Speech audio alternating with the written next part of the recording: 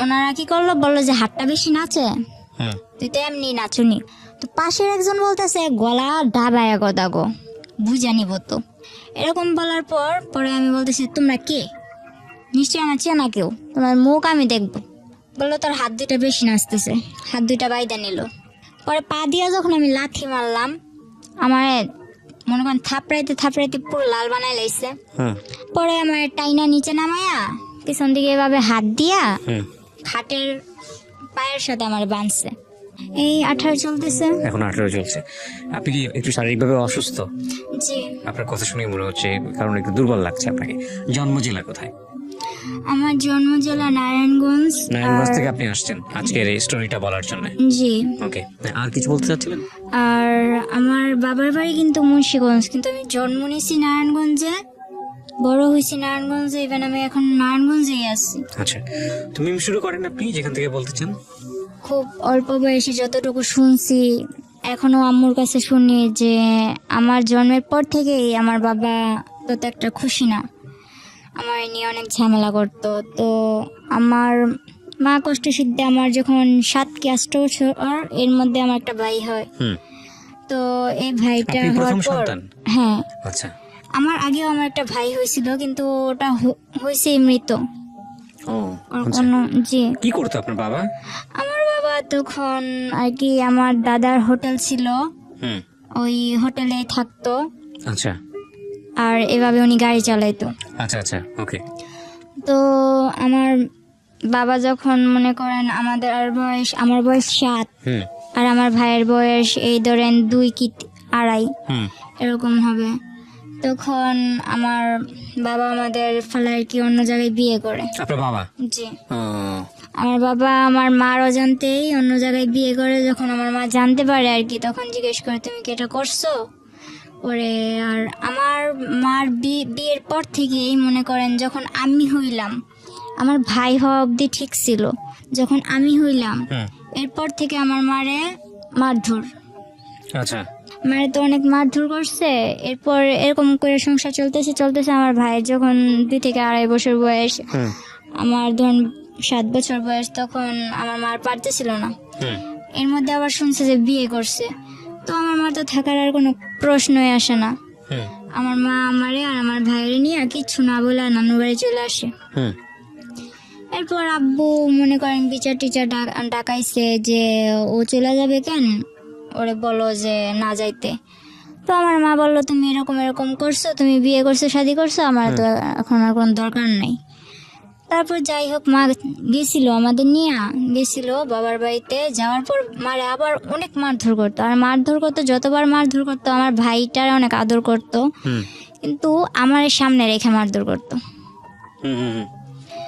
তো আমার ভাই যখন মনে করেন অনেক ছোট ছিল, তো আমার ভাইও তেমন একটা খানা দানা ঠিক মতো পাইতো না, আর আমার তো দেখতেই পারতো না আমার বাবা। তো আমার মা এসব সহ্য করতে না পেরে আমার নানু বাসায় চলে আসে। নানু বাসায় চলে আসার পর ওই সময় আমার নানু অনেক গরিব ছিল, ওই ধানের মিলে কাজ করতো। আমার 2টা মামা আছে আর 3টা খালামণি। তো আমার বড় খালামণি অনেক আর কি জুয়া খেলে, এরকম হাজব্যান্ডের কাছে ওনার বিয়ে হয়েছিল। তো ওই খালু জুয়া খেলতো, প্রায় সময় আমার খালা এই বাসেই থাকতো, বেশিরভাগ নানু বাসেই থাকতো। আবার আমার মার কপালে এরকম হইলো। আর মেজু খালায় যদিও একটু আল্লাহ দিলে ভালো নামাজি কালামি ব্যক্তির কাছে বিয়ে হয়েছে, কিন্তু উনি বাবার বাড়ির কথা শুনতে পারতো না। তো উনি মোটামুটি শান্তিতেই ছিল। তো আমার মা ভাবতো যে আমার বড় বোনটা এভাবে কয়েকদিন পর পর বাবার বাসায় এইসব থাকে। আমার ভাই 2টা, একটা মই চাষ গেছে। আচ্ছা। আর মই চাষ গেছে আমার মা যেমন কিছু আমার বাবার সংসারে থাকতে টুকিটাকি যেগুলা রাখতো ওগুলা জমাইতো বাবারে না জানায়া। তো ওইভাবে জমাইতে যেমন অনেকগুলা টাকা করে মামারে দিছে। তো মামা ওদিক থেকেও গেছে, মামা নিজেও কিছু জোগাড় করে গেছে।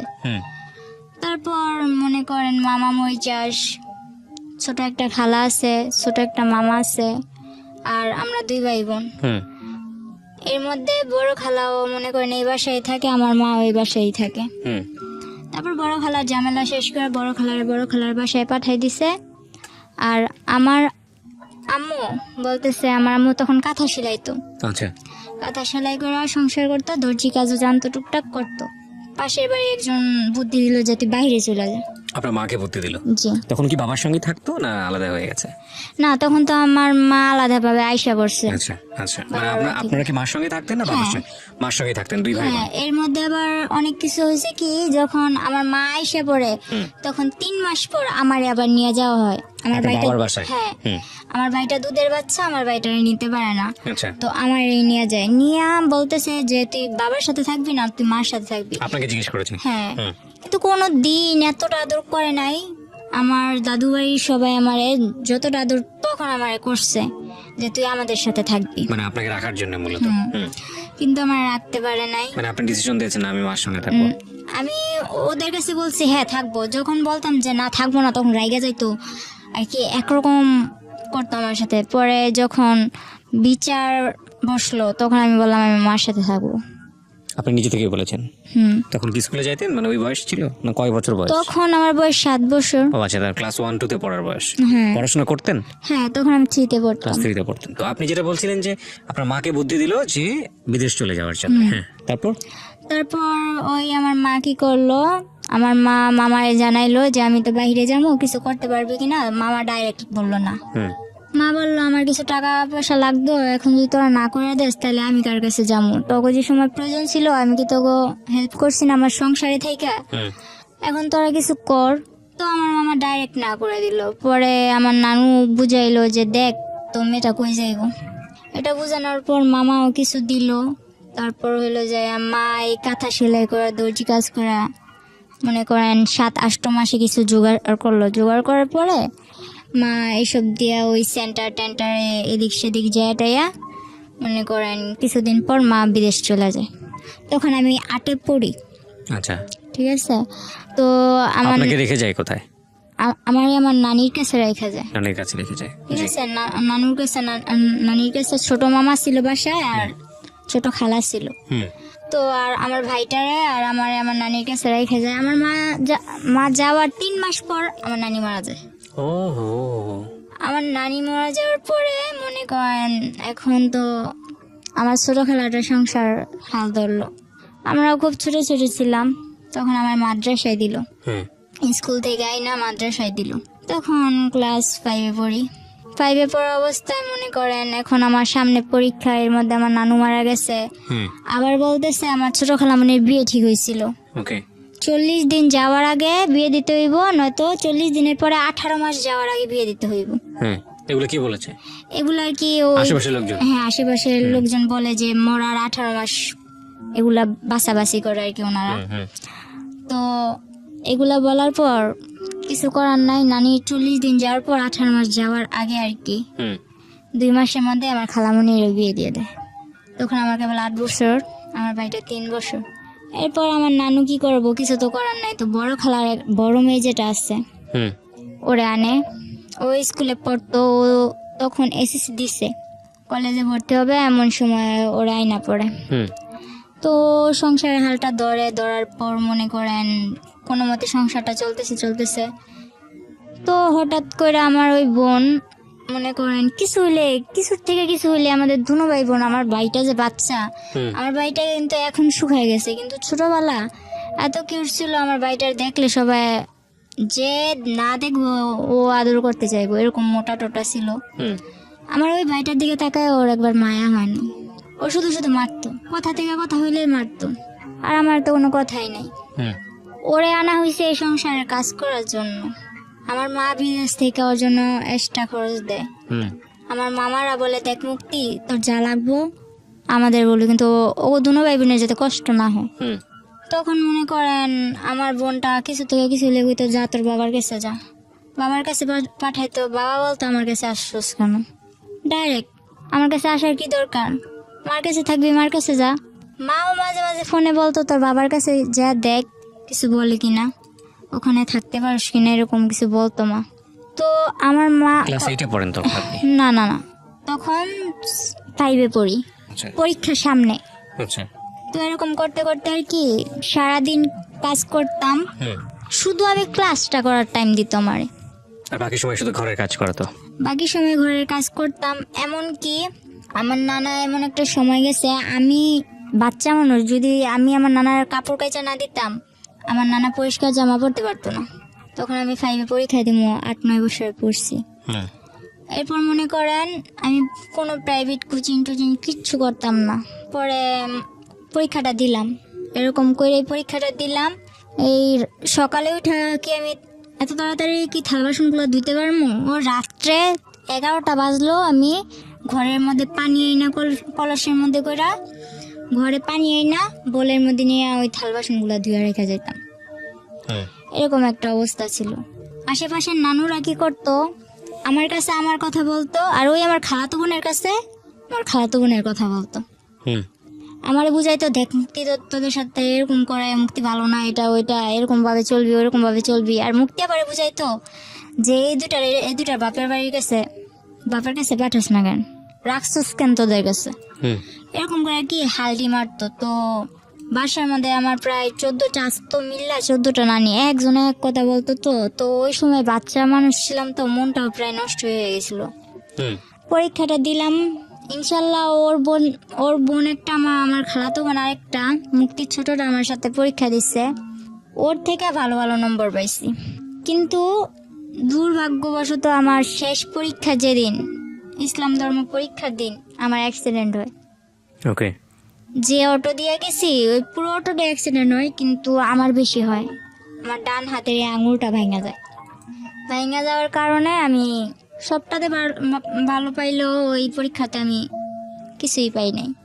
তো বাসায় এগুলা নিয়ে অনেক কিছু হয়েছে, যে পরীক্ষায় ফেল গেছে, এটা গেছে ওইটা গেছে। তো আমার মারে বলতো কি যে আমি আমার মার সাথে কথা বলতে চাই না। কিন্তু আমার মা যখন জিজ্ঞেস করতো যে আমার মেয়ের কাছে দেই, ছেলের সাথে তো কথা বলেই, ও তো বাচ্চা মানুষ, ও কি বলবো। কিন্তু আমি তো বুঝি, এজন্য আমার সাথে কথা বলতে দেয় না। এরকম করে অনেকদিন গেল, যাওয়ার পর আমার আলিটেক মাদ্রাসায় দেওয়া হইলো। মাদ্রাসায় থাইকা পড়বো, তো ওখানে থাইকা পড়তাম, কিছুদিন পড়ালেখা করলাম ওখানে থাইকা। তো ওখানে একটা ছেলে দেখতাম কি মাদ্রাসার বিল্ডিং এর কাজ করতো। তো আমার ব্যাপারটা উনি কিছু কিছু হয়তো কারোর কাছ থেকে জানছে, যে আমার মা বিদেশ এরকম এরকম। আগে আমার অনেক জিজ্ঞেস করতো, আর এখন আমি এরকম দেখতেছেন, তখন কিন্তু আমার 12 বছর বয়স তখন আমি পুরো একটা, ধরতে গেলে আমার ভুটকি ছাড়া কেউ কথা বলতো না, এরকম আমি একটা মেয়ে ছিলাম, একটা হাতির মতো ছিলাম। ধরতে গেলে আমার হাতি বলতো সবাই, এরকম ছিলাম। টমেটো বলতো, অনেক সুন্দর ছিলাম। পরে বলতেছে কার কাছ থেকে এগুলো শুনছে, আমার ফ্যামিলির ব্যাপারে শুনছে। শোনার পর আমার একদিন বলতেছে, মাদ্রাসা থেকে বের হওয়ার পর 1 সপ্তাহ পর ছুটি নিয়ে বাসায় আসুন। বলতেছে যে আমি তো তোমার ফ্যামিলির ব্যাপারে সবই জানি। কে বলছে এটা? ওই ছেলেটার সঙ্গে আপনার কথা হতো? কথা হইতো না, কিন্তু পিছু রাখছে। আচ্ছা, কি নাম ছিল ছেলেটার? ফারুক। হ্যাঁ, ওই মিস্ত্রির কাজ করতো? হ্যাঁ। আচ্ছা, রাজমিস্ত্রি। হ্যাঁ। পরে ও আমার ডাকার পর আমি যখন গেলাম, বললো যে আমি তো এরকম এরকম তোমার সম্বন্ধে সবই জানি। তো বললাম তো আপনি জানেন আমার কি। আর আমার একটা স্বভাব ছিল কি, ছোটবেলা যতই আমার মারধর করুক আর যতই যাই করুক, একটা অনেক গুরুত্বপূর্ণ আমার কথা বলতেছে, কিন্তু আমি ঘোড়ার মতো ফালাইতেছি। মানে আমার কোনো কেয়ার নাই ওর সাথে না। তো উনি ওনার মতো বইলা গেছে, আমিও আইসা বসছি। এরপর আমার মা বিদেশ থেকে ছুটিতে আসে। ছুটিতে আসার ঠিক 1 দিন আগে আমার মামা 50,000 টাকা পাঠাইছিল। তো আমার নানা আবার কি করছে, ওগুলা ঘরে না রাইখা ওগুলা আমার খালামণি গো বাসায় রাখছে। আচ্ছা। আর আমার খালাতো বোন যেটা আছে, ওটা বড় খালাদের ঘর তুলবো, এজন্য ওগো বাসায় গেছে। তো আমি যেমন পারছি তেমন মনে করেন লবণ টবণ বেশি দিয়া শাক রান্না করছি। তো আমার নানা কান্না করে আর বলে যে মুক্তিরে তো আমি আনলাম, কিন্তু কোনো সায় পাইলাম না। তুই ছোট হইলো, তুই আমার যে লবণ বেশি দিয়ে হইলো ভাত মুখে তুলে দিতেছস, এটাই আমার কাছে অনেক। এগুলা বইলা নানা কান্না টান্না কইরা ওই লবণ ওলা শাক দিয়ে ভাত খেয়ে উঠে গেছে। তো নানাও বাজারে গেছে, বোনও ওনার বাসায় গেছে, বাড়িতে আমি একা। তো একটা ব্লেন্ডার দিয়ে আমি আমার মেজো খালাগো বাসায়, যেটা বর্তমানে সুখে আছে আমার মা খালাদের সবার কাছ থেকে বেশি, আমার ভাইটারে বলি যে এটা নিয়ে খালামণিদের বাসায় দিয়ে আয়। তো আমার ভাইটা ওখানে গেছে। ভাইটা যাওয়ার পর আমার সাথে এরকম একটা বিশ্রী ঘটনা ঘটে যে আমি ভাবতে পারি নাই। হালকা শীত হালকা গরম, তো আমি লেপ নিয়ে শুয়ে আছি। এর মধ্যে দুইটা লোক বোরকা পরা, মনে করেন বোট জুতা পরা, চশমা পরা, আর কি চেনার কোনো ক্ষমতা নাই, বলতেছে যে আইসেই চুলে ধরছে। চুলে ধরার মাত্র যখন আমি চিৎকার দিব, তখন মনে করেন টিভির সাউন্ড পুরো 100। আর আমার এক নানা, পাশের ঘরের নানা, উনি ফুল সাউন্ড দিয়া বক্স বাজাইতেছে। আর আমাদের বাড়ির সবাই মনে করেন দাওয়াত খাইতে গেছে। তো এমন সময় আসছে ওই 50,000 টাকা করার জন্য। এখন আমার জিজ্ঞেস করতেছে চাবি কই। তো আমি বাচ্চা মানুষ, আমি কি করবো, আমার শুধু এতটুকুই কথা যে আপনারা কে, মুখ দেখান আপনারা কে। তখন আমি হাত দিয়ে অনেক কালাবালি করলাম যে আমি মুখটা দেখবো, কিন্তু ওনারা কি করলো, বললো যে হাতটা বেশি নাচে, তুই তো এমনি নাচুনি। তো পাশের একজন বলতেছে গলা ঢাবায়া কথা গো, বুঝা নিব তো। এরকম বলার পরে আমি বলতেছি তোমরা কে, নিশ্চয়ই আমার চেনা কেউ, তোমার মুখ আমি দেখবো। বললো তোর হাত দুইটা বেশি নাচতেছে, হাত দুইটা বাইদা নিল। পরে পা দিয়া যখন আমি লাথি মারলাম, আমার মনে করেন থাপড়াইতে পুরো লাল বানাই লাইছে। পরে আমার টাইনা নিচে নামায়া পিছন দিকে এভাবে হাত দিয়া খাটের পায়ের সাথে আমার বাঁধছে। এখন পা দিয়া লাইতেছে দেখে বলে যে পাটা বেশি নড়ে, পাটাও বাঁচছে। শেষে বেশি রকম চিল্লাইতেছে দেখা বাড়িতে তো কেউ নাই, সুযোগ আরো ভালোবাসে, আমার মুখটাও বাঁচছে। বাঁধার পর মনে করেন কিছুদিন আগে নানা নতুন ফ্রিজ কিনছে, ফ্রিজটার মধ্যে একটা দাম করে লাথি মেরে বললো কি যে সুখ বেশি হয়ে গেছে, ফ্রিজও আনছে করে। এটা বললে ড্রয়ারটা ভাঙছে, কিছু পায় নাই। না পাওয়ার ফলে আমার 2-3টা লাথি মাইরা আমার পায়ে নুপুর ছিল, ওই নুপুরগুলা নেয় নাই, কিন্তু কানে যে ধুলগুলা ছিল ওগুলা নিয়ে গেছে। কিছুদিন আগে আমার মা পাঠাইছে। তো এরকম করে নিয়ে যাওয়ার পর আমার মা আসার একদিন আগের ঘটনা এটা। পরে মনে করেন ওনারা চলে যাওয়ার পর অনেক কান্না, ওনারাও দরজা দিয়ে বের হয়েছে, পিছনের দরজা দিয়ে বের হয়েছে, সামনের দরজা দিয়ে আমার এক আত্মীয় আমার দেখা চিৎকার দিয়ে আমার খুলছে। তো পুরো গ্রাম একটা হস্তনস্ত বিষয় হয়ে গেছে। পরে আমার মা আসলো, মা আসার পর মা একদিন পর আসলো, আমি অসুস্থ, আমার মারতে মারতে প্রায় অসুস্থ বানায় ফেলছে একেবারে। মা আসার পর এখন প্রশ্ন দাঁড়াইছে একটা, আমার কানের দুলগুলা নিল কিন্তু নুপুরগুলা নিল না কেন? এটা সবই আমার একটা নাটক। আচ্ছা, মা বলতেছে আপনার এটা সম্পূর্ণ নাটক? না, মা না, তাহলে মার কাছে বাড়ির সবাই বলতেছে, ওই আমার খালাতো বোন বলতেছে যে ওর এটা সম্পূর্ণ নাটক, আমি আমার বাসায় গেছি এই কারণে ওই নাটকটা করছে। ওর বাসায় গেছে ওদের ঘর তুলবে এই জন্য, আমি কেন নাটক করতে যাব? এরপর মনে করতেছেন, তাহলে আমি বললাম যে আচ্ছা আমি যদি নাটকই করি, আমি আমার মুখ বাঁধতে পারবো, আমার পা বাঁধতে পারবো, কিন্তু আমার হাতটা বাঁধবো কি করে? আমি হাতটা যে পিছনে নিয়ে এইভাবে বাঁধছে, ওটা তো আমার দ্বারা সম্ভব না। পরে বলতেছে তোর ভাইয়ের দিয়া করাইছস। তো আমার ভাই তো না না না, আমি এই কাজ করি নাই, আমি কেন করবো, আমি তো খালামুনি বাসায় ছিলাম। এখন আমার মা আসছে, আমার মার সামনে তো আমার মারতেও পারে না, কিছু করতেও পারে না, খালি চোখ রাঙায়। তো মা কিছু অনেকটা না বুঝতে পারলো, কিছুটা অন্তত বুঝতে পারছে। মা বললো যে মুক্তি কি হয়েছে, তুই এরকম করতেছিস কেন? কয় না কিছু হয় নাই। পরে বললো যে খালামুনি আমার জন্য আনছো কি, তোমার তো আমি চেন আনতে বলছি। তো আমার মা তেমন কিছু আনতে পারে নাই। ওই মুক্তি আপার আম্মু যেটা আমার বড় খালামুনি, ওনারই মাথায় পানি জমছে। তো ওখানে আমার মা 40,000 টাকা দিয়া দিছে। এরকম করতে করতে ওই আমার খালাতো বোনের চেনটা দিয়া দিল, তা তো ওনার মন বললো না। এরপর মনে করেন আমার মামা বিদেশ থেকে আসলো, মামা বিদেশ থেকে আসার পর বিয়ে করানোর জন্য আমার মা আর কি অনেক কিছু করলো, যে ভাই বিদেশ থেকে আসছে, ভাইয়ের বিদেশ আর পাঠাবো না, বিয়ে করে দিব। তো মামা বলতেছে আমি বিয়ের পর বিদেশ যাবো। ওরা বলতেছে আচ্ছা ঠিক আছে তুই বিয়ে কর। তো আমার নানুদের পছন্দ দিয়ে আমার মামার বিয়েটা করানো হয়। বিয়ের 4 দিন পর, ঠিক 4 দিন পর আমার মামা আমার জন্য যে চেন আনছে, মোবাইল আনছে, মোবাইলটা তো আমার হাতে দেয় নাই, বলছে এটা তোর জন্য আনছি। ওই চেনটা আমার কাছে চাইলো যে মামা তোর চেনটা দে তো। বিয়ের 5 দিনের দিন আমার মামি আইসা এরকম করে চেনটা দেখায় যে দেখ, এই দেখো তোমার মামা আমার কয়টা চেন দিছে। তো এটা বলার পর আমি অনেক কষ্ট পাইছি, মারে কিছু বলি নাই, তো মা লক্ষ্য করছে।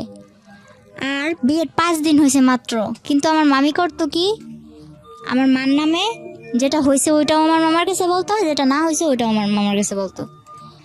তো বিয়ের 1 সপ্তাহ হয়েছে, 7 দিন। 7 দিনের দিন আমার মা বললো যে তুই তো চলে যাবি, তো আমি যে তোরে, আমার মা বাইরে থাকা অবস্থায় আমার মামার 12 লাখ টাকা দিছিল। হুম ওই আমার মামা আর কি আফ্রিকা যাওয়ার পথে হুম মনে করেন দালালেরা বিক্রি করে দিছিল।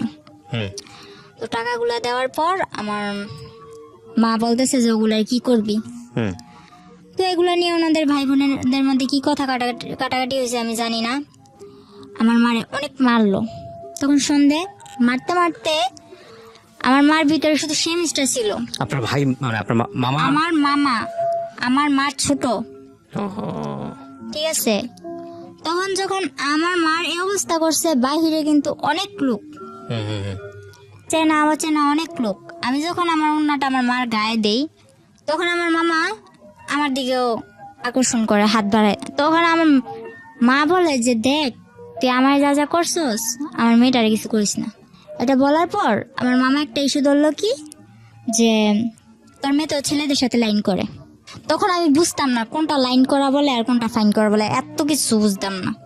ছেলেদের বিষয়টা তখন আমার মাথায় ছিলই না।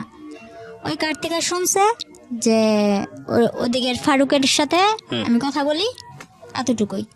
এরকম করে বলার পর আমার মা রাগের মাথায় হয়তো তারা যখন কেউ সেফ ফালাইব না তো তুই দেখাই দে। আপনাকে বললো? এই কথাটা আমার মা বলছিল, কিন্তু এখন আমার মা বলতেছে যে আমি এরকম কিছু বলি নাই। যাই হোক, আপনাকে এটা বলার পর আপনি কি করলেন? পরে আমার মনে একটা জিদ কাজ করতেছিল যে আমার মা আমার এটা বলছে, আমার মামা আমার মারে মারলো, হুম কেন মারলো, এই যেটাই কাজ করতেছিল। হুম তো একদিন ওই ফারুক কার থেকে জানি নাম্বার নিয়ে আমার মার মোবাইলে ফোন দিল। ফোন দেওয়ার পরে ফোনটা আমি রিসিভ করলাম। হুম বলে কি করতেছো? আমি চকলেট খেতেছি। আমার কথা উড়া উড়া, হুম চকলেট খেতেছি। পরে বলতেছে যে তুমি তো মাদ্রাসায় আসো না, কি ব্যাপার? পরে আমি বলতেছি যে আসি না আসি ওটা আমার ব্যাপার। পরে যখন আমার মা চিল্লাচিল্লি করতেছে, মা কান্নাকাটি করতেছে, এটা দেখে বলতেছে কয় আসো চলো আমরা একদিন ঘুরতে যাই। তো আমি কই আমি তোর লগে কই ঘুরতে যাবো? তুই কি আমার বিয়ে করবি? তুই কি আমার বিয়ে করবি যে তোর সাথে আমি ঘুরতে যাবো? উনি কি তুই তো করে করতেন নাকি? এই ঘটনার পরে তুই করলেন? না তুই করেই বলতেন? না, ওরা আমি তুই করে বলতাম। আচ্ছা, তারপর? পরে বলতেছে হ্যাঁ তোমায় আমি বিয়ে করবো। তো আমি বললাম আচ্ছা ঠিক আছে রাখ, এতটুকুই। তো ওই কথাটা মনের ভিতর গাইতে নিচ্ছে হুম যে তুই কি আমার বিয়ে করবি। কিন্তু আমি কিন্তু এত কিছু মনে করিনি। এরপরের দিন 14ই ফেব্রুয়ারি, হুম ঠিক আছে, ওই দিন 14ই ফেব্রুয়ারি ছিল। মাদ্রাসায় তেমন কোনো অনুষ্ঠান ছিল না, কিন্তু আর কি বান্ধবীরা একরকম জামা পরা, তারপর হইলো যে সব একরকম ড্রেস পরা কিছু একটা আর কি খাবার দাবারের আয়োজন করবো এরকম। তো 14ই ফেব্রুয়ারির দিন আমি বাসা থেকে বের হই। মনে করেন মোটামুটি আমার হাতে আংটি ছিল, ব্রেসলেট ছিল, পায়ের নুপুর, পায়ের আংটি, গলায় চেন, দুল এসব ছিল হুম স্বর্ণের। তো এগুলা পয়রা টয়রা বের হয়েছি। তো আমার মার, আমি একটা মেয়ে, আমার মার তো অনেক আউস আছে না। তো আমি অনুষ্ঠানে যাইতেছি, আমার মা নিজের হাতে আমার সাজাই দিছে। তো যাওয়ার সময় আমি আমার মার কাছে টাকা চাই। আমার মা বলে যে টাকা নাই। আমার মার আবার মামা মারার পর দাঁত ব্যথা হয়ে গেছিল। হুম বলতেছে 500 টাকা আছে, এই টাকাটা নিয়ে আমি যাম, ডাক্তার কাছে যাম। তো আমি বললাম আমি এটা নিয়ে যাম। মা বললো না। তো আমি বলতেছি আমি এটা নিয়েই যাম। মা বলতেছে না। এটা বলে মা মাঠে গেছে। তো মাঠে যাওয়ার পর আমি ওই টাকাটা নিয়ে মাদ্রাসায় যাই। হুম মাদ্রাসায় যাওয়ার পর ওখানে তেমন কিছু হয়নি। মাদ্রাসায় যাওয়ার পথে ওই ফারুক বলতেছে কি হলো তোমার গাল টাল এরকম লাল কেন? পরে বলতেছে গাল টাল লাল কেন? এর আগের দিন আবার মার সাথে ঝগড়া লেগে আমার খালামুনি আমার 2-3টা থাপ্পড় দিছিল। কোন ক্লাসে পড়তেন তখন আপনি, যখন এই তখন ঘটনা? আমি 6-এ। এত অল্প বয়সে? আচ্ছা। 6-এ পরে মনে করেন 7-এ প্রায় উঠমু। হুম তখন ও কি করলো, ফেব্রুয়ারি দিকে ও বললো যে চলো কই তোমার ডাক্তার কাছে নিয়ে যাবো। তো বললাম ডাক্তার কাছে যাবো। তখন ওই সময় আবার আমার মা মনে করেন, তখন আমার মা দেশে ছিল কিন্তু বাইরে যাওয়ার উদ্দেশ্যে। হুম তো আমার মা বলতেছে যে আমি তো চলে যাবো, তুই তাড়াতাড়ি চলে আসিস। তো বলতেছে যে চলো। তো তো আমি বললাম যে কই যাবো, কই ডাক্তার কাছে। তো আমার একটা অভ্যাস ছিল কি ছোট থেকে, আপনি আমি চিনি না জানি না, আপনি যদি বলেন যে আয় হুম ঘুরতে যাবো, হুম ঠিক আছে আমি ঘুরতে যাবো, আপনি যেই হন হুম ঘুরতে তো নিয়ে যাবেন। পরে মনে করেন এরকম করতে করতে ও 2-3 বার বলার পর ওই 14ই ফেব্রুয়ারির দিনই হুম ও আমারে বললো যে তুমি আসো। হুম তো আসতে বললো, এরপর আমার কিচ্ছু মনে নাই। ও নাকি ও আমার নিয়ে যাওয়ার পর আর কি বলছে যে আমার ডাক্তারের কথা বলে ও নিছে, হুম কিভাবে নিছে, কোত্থেকে নিছে এটাও আমার মনে নেই। হুম ও আমার নিছে যখন আমি গাড়িতে, তখন আমি ওরে বলতেছি যে কিরে তুই আমার কই আনছোস, হুম আমি এখানে কেন। তো গাড়ির মধ্যে আমি অনেক বড় একটা চিল্লাচিল্লি আর কি মানুষ জড়ো করে নিছি। হুম তখন আমি কক্সবাজারের ওদিকে আমার নিয়ে চলে গেছে, কক্সবাজার অব্দি, কিন্তু আমার হুঁশ নেই। ও ডাক্তারের কথা বলে আপনাকে কক্সবাজারে নিয়ে যাচ্ছে। কিন্তু Okay. আমি যে গাড়িতে উঠছি এটাই তো আমার মনে নেই। কিছু একটা খাইয়েছে আপনাকে। কি করছে তাও আমি জানি না। আচ্ছা। পরে মনে করেন আমার যখন আমার সজ্ঞান আসে যে আমি ওর সাথে এত দূর কেন, বা রাত্র হয়ে যাইতেছে, আমার মা তো টেনশন করবো, হুম তখন কিন্তু আমার হাতে একটা ফোন ছিল, কেউ জানতো না, আমার মাও জানতো না। হুম তখন আমি FM শুনতাম, ওই ফোনটা কেউ জানতো না আমার কাছে আছে, হুম। এমনকি আমার মাও জানতো না। হুম পরে ওই ফোনটা দিয়ে আমি গেমস খেলতাম, সিম টিম কিছু ছিল না। হুম তো সিম টিম কিছু ছিল না, একটা মার সিম ছিল। মার সিম থাকাতে যে আমি মার থেকে নিছি যে মা এই সিমটা আমার দরকার, হুম কারণ সিম ছাড়া আমি FM শুনতে পারতেছি না। তো ফোনে এত কিছু বুঝি না, ওই FMটাই শুনি আর করি, গেমস খেলি। হুম এরপর ওই মোবাইলটা ছিল আমার সাথে, পরে বলতেছে তোমার সাথে মোবাইল আছে, মোবাইলটা দাও। হুম মনে করেন জোরাজুরি করে এক পর্যায়ে আমার থেকে ওই মোবাইলটা নিয়ে নেয়। হুম পরে আমি যখন চিল্লাচিল্লি করে মানুষ জড়ো করি, তখন ওর বাসায় ফোন দিয়া কিভাবে কি ম্যানেজ করলো জানি না, ওর বাসার লোক বলল যে আমি ওর খালামণির মেয়ে, রাগ কইরা চলে আসছি ঢাকা, আমার নানু বাড়ি, রাগ কইরা চলে আসছি। এখন উনি আমার মা বলতেছে, ওর খালামণি বলতেছে যে ওর খালামণি আমার মা, ওর মা এখন বলতেছে যে আমার যাইতে দিতে। আমি একটু পাগলা টাইপের, আমার কিছু মনে থাকে না, তো আমার জিজ্ঞেস করতেছে তোমার বাড়ি কই। তখন আমি এটাও বলতে পারতেছি না যে আমার বাড়ি কই। মানে এটা কোথায় নিয়ে গেছে আপনাকে? এটা তখন কক্সবাজার, কক্সবাজার কার বাসায়? গাড়িতেই। ও গাড়ির মধ্যেই? হ্যাঁ, গাড়ির মধ্যে আমি চিল্লাচিল্লি শুরু করছি আমার কই নিয়ে আলি। আচ্ছা, ও গাড়ির লোকজনকে বলতেছে। আচ্ছা। পরে এক পর্যায়ে ওরে গাড়ির লোকগুলা ছেড়ে দেয়। হুম ছেড়ে দেওয়ার পর চকরিয়া ওর খালাতো ভাই রুবেল হুম ওর বাসায় নিয়ে, মনে করেন আমার 2 ঘন্টাও রাখতে পারে না, আমার পাগলামানি দেখে কি আমি বাসায় যাবো, আমি বাসায় ফোন করবো। তখন তো আপনি জানতেন না যে আপনি কই যাচ্ছেন, কোথায় যাচ্ছেন। হ্যাঁ, তখন ওটা কোন জায়গায় এটাও এটাও জানতাম না, জানতেন কিন্তু না। ওরা কি বলতেছে আমি কিছু বুঝতেছি না। হুম আমি খালি হা করে তাকায় থাকতাম। তো এক পর্যায়ে ওর মামাতো ভাই আর মামাতো ভাইয়ের বউ আমার বুঝাইলো, দেখো সামনে ওই পুলিশ ক্যাম্প দেখছো, যদি এখন তুমি এমন করো তাইলে মনে করো বলবে যে তোমার তুমি কোত্থেকে আইসো না আইসো, তোমার এদিক থেকে ধরে নিয়ে যাইয়া ওদিকে অনেক মারপিট করবো। ও আমার কি করলো, এইসব বুঝাই টুজা বললো যে চলো আমরা বিয়ে করবো। তো আমি বললাম বিয়ে করে কারে, আমি এসব বুঝি না, আমি বাসায় যাবো। আচ্ছা ঠিক আছে, তাহলে তুমি এক জায়গায় চলো, ওই জায়গা থেকে কাজ শেষ হলে হুম তুমি তোমার বাসায় যাইবা, আমি নিজে নিয়ে দিয়ে আসবো। তো এদিক দিয়ে আমার বাড়ির সবাই হয়রান, আমার মা ও বিদেশ টিদেশ যাওয়া বাদ, হুম আমার মেয়ে কই।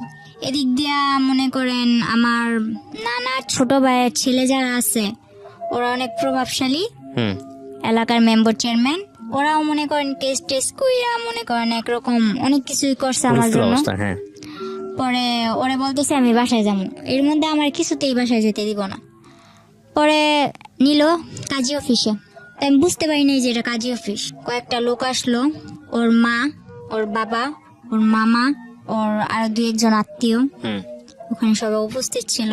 তো আমার যে সময় বিয়ে হয় তখন কিন্তু আমি হাফ প্যান্ট পরি, এরকম অবস্থা। হুম তো মানে বিয়ে করে আপনাকে, হ্যাঁ। জোর করে আপনাকে বিয়ে করে? আমি ওর খালাতো বোনের সাথে খেলি, ওখান থেকে ডাক দিয়ে আমারে মনে করেন ও আমারে বিয়ে করে, কিন্তু আমি বুঝতে পারি না ওরা কি বলতেছে, এটা তো আমি বুঝি না। তো সবাই মিলাদ পড়তেছে, আমিও মনে করেন মোনাজাত ধরে মিলাদ পড়তেছি।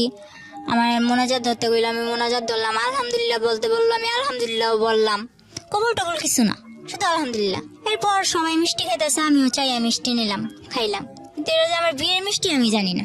তো এর পরের দিন যখন মনে করেন ও ওরে আর আমার এক রুমে থাকতে দেয়, ওর খালাতো ভাইয়ের বউ, ওর মাও আমারে বুঝায়, তখন আমি বললাম মানে কি, আমি তো থাকবো না। এরপর আমার অনেক কান্নাকাটির পর আমি আমি আমি আমি আমার বাসায় যাবো, আর কিছু জানি না, ব্যাস এতটুকুই। পুরো একটা বিশৃঙ্খলা করে লাইছি, পুরো পাগল বানাই লাইছি। পরে বললো যে ও তো তোমার বিয়ে করা স্বামী, এখন যদি তুমি এরকম করো তাহলে তো তোমার পুলিশে দেওয়া হইব, তুমি স্বেচ্ছায় বিয়ে করছো, এখন তুমি এরকম করতেছো। তো আমি বললাম আচ্ছা, আমি যতটুকু জানি বিয়ে করতে আমার বাবার নাম লাগবো, মার নাম লাগবো, এগুলো কোথায় পারলি? আমার তো বিয়ে করছোস, কিন্তু এগুলো কোথায় পাইলি? পরে দেখলাম কি একটা ভুয়া। তখন আমার বয়স কেবল 12, অথচ আমার বয়স দিছে 22-এর উপরে। একটা জন্ম নিবন্ধনের কার্ড বানাইছে, গ্রামের নাম ও যেমন আমার গ্রামের নাম কুলকেতচর, কিন্তু ওখানে কুলকেতচর, আলিটেক এরকম করে আর কি অনেক ভুল। একটা জন্ম নিবন্ধনের কাগজ বানায়া কাবিন টাবিন কইরা 3 লাখ টাকা কাবিনে আমার বিয়ে করছে। 5 লাখ টাকা কাবিন, 3 লাখ টাকা উসুল, 2 লাখ টাকা বোকে, এরকম ভাবে আমার বিয়ে করছে। বিয়ে করার পর আমি বললাম এসব তো আমি মানি না। পরে আমার মনে করেন অনেক বুঝায় টুজায়া বললো যে কি করবা। তারপর বললো আচ্ছা তুমি ওর সাথে থাকো, থাকার পর কয়েকদিন পর তোমরা আবার তোমাকে বাসায় চলে যাবা। আচ্ছা ঠিক আছে, ওর সাথে থাকলাম। মনে করেন ওর সাথে থাকার পর আমার প্রথম রাতেই মনে করেন আমি 1 সপ্তাহ হসপিটাল, আমার অবস্থা খারাপ। প্রথম যেদিন ওর সাথে এক ঘরে ছিলাম, তখনই মনে করেন আমি 1 সপ্তাহ হসপিটাল। তখন ওর মা বাবা কি করলো, বললো যে আচ্ছা ওই বাসায় থাকা লাগবো না, তোর বোনের বাসায় ওরে নিয়ে চলে যা। তো আমার ননাসের বাসাটা পাহাড় অঞ্চলে ছিল, ওখানে ছিলাম। থাকার পর ওখানেও কয়েকদিন থাকার পর আমার শ্বশুর বললো ঠিক আছে, এবার আমি গ্রামের কিছু মানুষ জানাইয়া বউরে ঘরে তুলে নিয়ে আসি। তো এগুলো করার পর গ্রামের কেউ মানে না, যে ও না জানায় বিয়ে করছে, ও বউ ঘর তুলতে পারবো না, এটা ওইটা। তো আমার শ্বশুর কেউ না জানাই আমার ঘরে তোলে, কেউ জানে না। পরে এক পর্যায়ে যখন আমার ঘরে তোলার পরে, আর এখন আমার শাশুড়িও মানতে পারে না। আমার ননদ যেটা, আমার 7টা ননাস, 5টা ননাস, 2টা ননদ, 1টা ভাসুর। তো এরপর মনে করেন ওরা আমার মানে না। যখন ওরা কেউ না মানে তখন আমার শ্বশুর আর ও আমার অনেক সাপোর্ট করে। তো আমার বিয়ের 19 দিনের দিন ও আমার ফোন করতে দিছে আমার বাসায়। যখন আমি ফোন করছি তখন তো আমি দুনিয়া পেয়ে এসেছি, এই বুঝি আমার নিয়ে যাইব। তো আমি ফোন করার পর যে ঠিকানা দেই, ওই ঠিকানা দেওয়ার পরে মনে করেন ওরা আমার ওই জায়গা থেকে আবার অন্য জায়গায় সরায় নেয়। ওরা অন্য জায়গায় ঠিকানা দিলে আবার ওই জায়গা থেকে আবার আরেক জায়গায় সরায় নেয়, এই অবস্থা। তো আমার বাড়ির লোক ওই চট্টগ্রাম পুরা ভাইজা খাইছে আমার জন্য, কিন্তু কিছু আমার খুঁজে পায় নাই। পরে এক পর্যায়ে আমার বাড়ির লোক বলতেছে তুই তো মিথ্যা কথা বলস, তুই তো মিথ্যা বলছিস, তুই চট্টগ্রাম নাই, তুই অন্য জায়গায় আসছিস। পরে আমার বাড়ির লোকেরও আর বুঝাইতে পারলাম না, সবাই এক পর্যায়ে। আর আমার গ্রাম, এমনকি আমার মাও জানে যে আমি প্রেম করা লাইন করা চলে গেছি। ওই যে ঝগড়া হয়েছে, মামাই কথা বলছে, ওই মামার কথা ধরে আমি প্রেম করছি, প্রেম করে চলে গেছি। সবাই যখন জানে আমি প্রেম করে চলে গেছি, সবাই আমার কথা এই কথাটা বলে। তো মাইনা নিলাম, আচ্ছা যাও, আমি প্রেম করে বিয়ে করছি, এখন কি করবো বলো। পরে এর মধ্যে জানি যে বুঝতে পারলাম আর কি আমার শরীরটা বেশি একটা ভালো না, কিছু খেয়ে পেটে রাখতে পারি না, আর মাথাও ঠিক মতো উঠাইতে পারি না। তো পরে শুনলাম যে আমি প্রেগনেন্ট। তখন তো মনে করেন আমার উপর আসমান জমিন কিভাবে বাইনটা পড়ে, এরকম একটা অবস্থা। এরপরে ওরে বললাম, ওরে বলার পর ওর মা আর ওদের বাসায় নিয়ে চালের বস্তার উপরে ফেলায় আমার মায়ের এই বাচ্চা নষ্ট করতে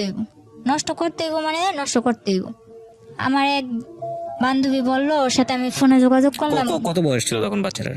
তখন আমার বয়স ছিল, বাচ্চাটার বয়স 2 মাস। তারপর পরে মনে করেন আমার বান্ধবী বললো যে বাচ্চাটা নষ্ট করিস না, সবকিছু দায় দিতে পারবি আল্লাহর কাছে। ফারুক তখন কি করতো? তখন ও হোটেল চালাইতো। ইন দ্য মিন টাইম কি আপনার বাড়ির সঙ্গে যোগাযোগ হয়েছে, কথাবার্তা হয়েছে? হ্যাঁ হয়েছে। মেনে নিয়েছে বাড়ি থেকে? আমার বাড়ি থেকে তো কেউ মাইনা নেয় না, আমার বাড়িতে কোন শুধু ক্লাসে বলছে- পড়তেন তখন আপনি? তখন আমি ক্লাস 7-এ। ওকে, ফারুকের সাথে আপনার বয়সের পার্থক্য কত ছিল? ওর আমার যখন 12 থেকে 13, ওর তখন 20। বাচ্চা নষ্ট করার প্রসঙ্গে আসছিল। তারপর অনেক মারধর করলো। তখন আমার বান্ধবীর কথা শুনে আমি বাচ্চাটা নষ্ট করলাম না, তো বাচ্চাটা নষ্ট করলাম না ঠিকই, কিন্তু বাচ্চাটা নিলে যে আমার কি হইব ওটা তো মাথায় আসে নাই। হুম শুধু ওই যে বলছে যে এটা আল্লাহর কাছে দায় দিতে পারবি না, এটা বলার পর আমি নষ্ট করলাম না। আমার মারে ফোন দিয়ে বললাম, মা আমার এসে নিয়ে যাও। তখন যখন আমি বাচ্চা নষ্ট করতে না চাইলাম তখন বলতেছে ওরা, আচ্ছা ঠিক আছে আপনাদের মেয়ে আপনারা এসে নিয়ে যান। এটা বলার পর আমার মা আর আমার আপন মামা যারা, তারা এখন কি করছে, এই যে বললো যে আমি প্রেম করে ভাইগা এসে পড়ছি, এই জন্য আমার মারে ঘর থেকে মাইরা তারাই দিছে, আবার মারছে। হুম আমি চলে যাওয়ার পর আবার মারছে, মাইরা আমার মারে ঘর থেকে বের করে দিছে। ওহো তো বাড়ির পাশে আমার এক চাচাতো নানা ছিল, হুম আমার নানার ফুফাতো ভাই আর কি।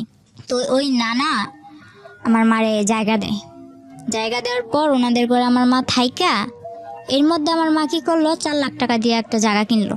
আচ্ছা আচ্ছা তো জায়গাটা কিনছে ওই আমারই মামা লাগে মেম্বর, ওনার থেকেই জায়গাটা কিনছে। কেনার পর আমার মা ওদিকে ঘর দুয়ার তোলার ব্যবস্থা করতেছে। এর মধ্যে আমার আব্বু আবার আস্তে আস্তে আসার চেষ্টা করতেছে, আস্তে আস্তে আসার চেষ্টা করতেছে। পর মনে করেন আমার আব্বু প্রায় বলতেছে যে মেয়ে চলে গেছে আমি আসি এটা ওইটা। তো আমার মা বলতেছে না লাগবে না। আর মা যখন এটা বললো তখন বললা, আচ্ছা ঠিক আছে লাগবে না, তো আমার যাতে আর দরকার না পড়ে। তখন বললো আচ্ছা ঠিক আছে তোমার দরকার না পড়লে নাই, তুমি আইসো না।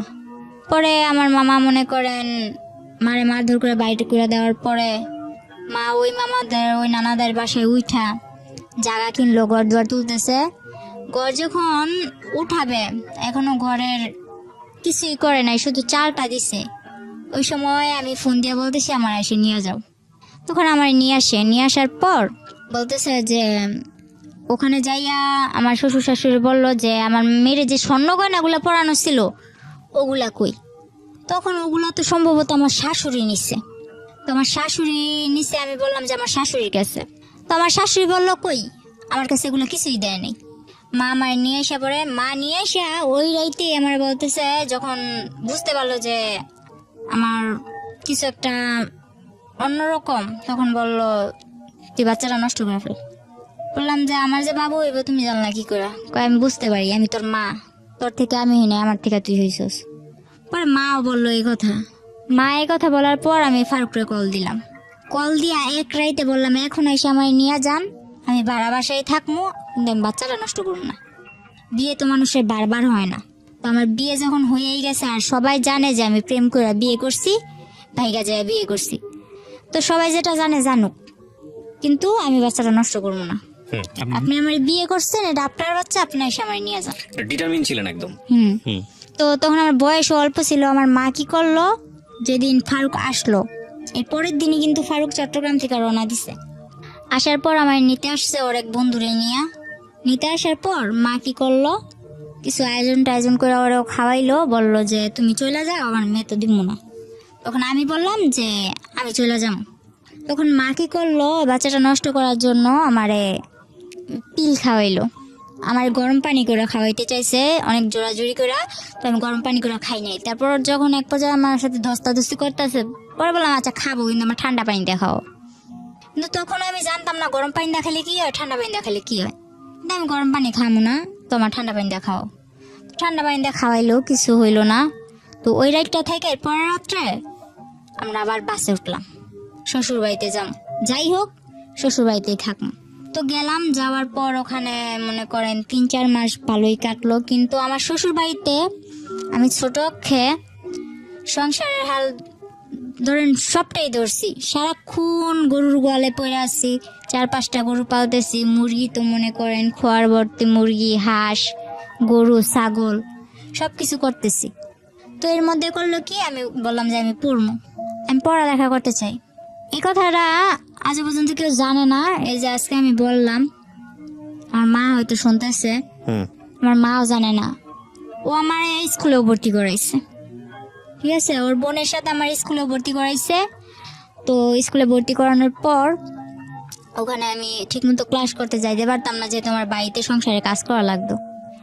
আমি রান্না বান্না করতাম, রান্না বান্না করে গরুর কাজ করতাম, সংসারের যাবতীয় যা কাজ করে যদি সময় পাইতাম তাইলে আমি ক্লাস করতে যাইতে পারতাম। তো ওই সুখটা আমার কপালে বেশি দিন সয় নাই। মনে করেন কিছুদিন পর মানে এই কাজ নিয়ে একটা ঝগড়া হইলো আমার ননদের মধ্যে। আর আমার ননদ অনেক ছেলেদের সাথে মনে করেন ফোনে কথা বলতো, আবার ফেসবুক এসব চালাইতো। তো তো ছেলেদের সাথে ওর অনেক ঘনিষ্ঠতা ছিল। পরে ও দোষ করতো, কিন্তু দোষগুলো আমার উপরে চাপাই দিত।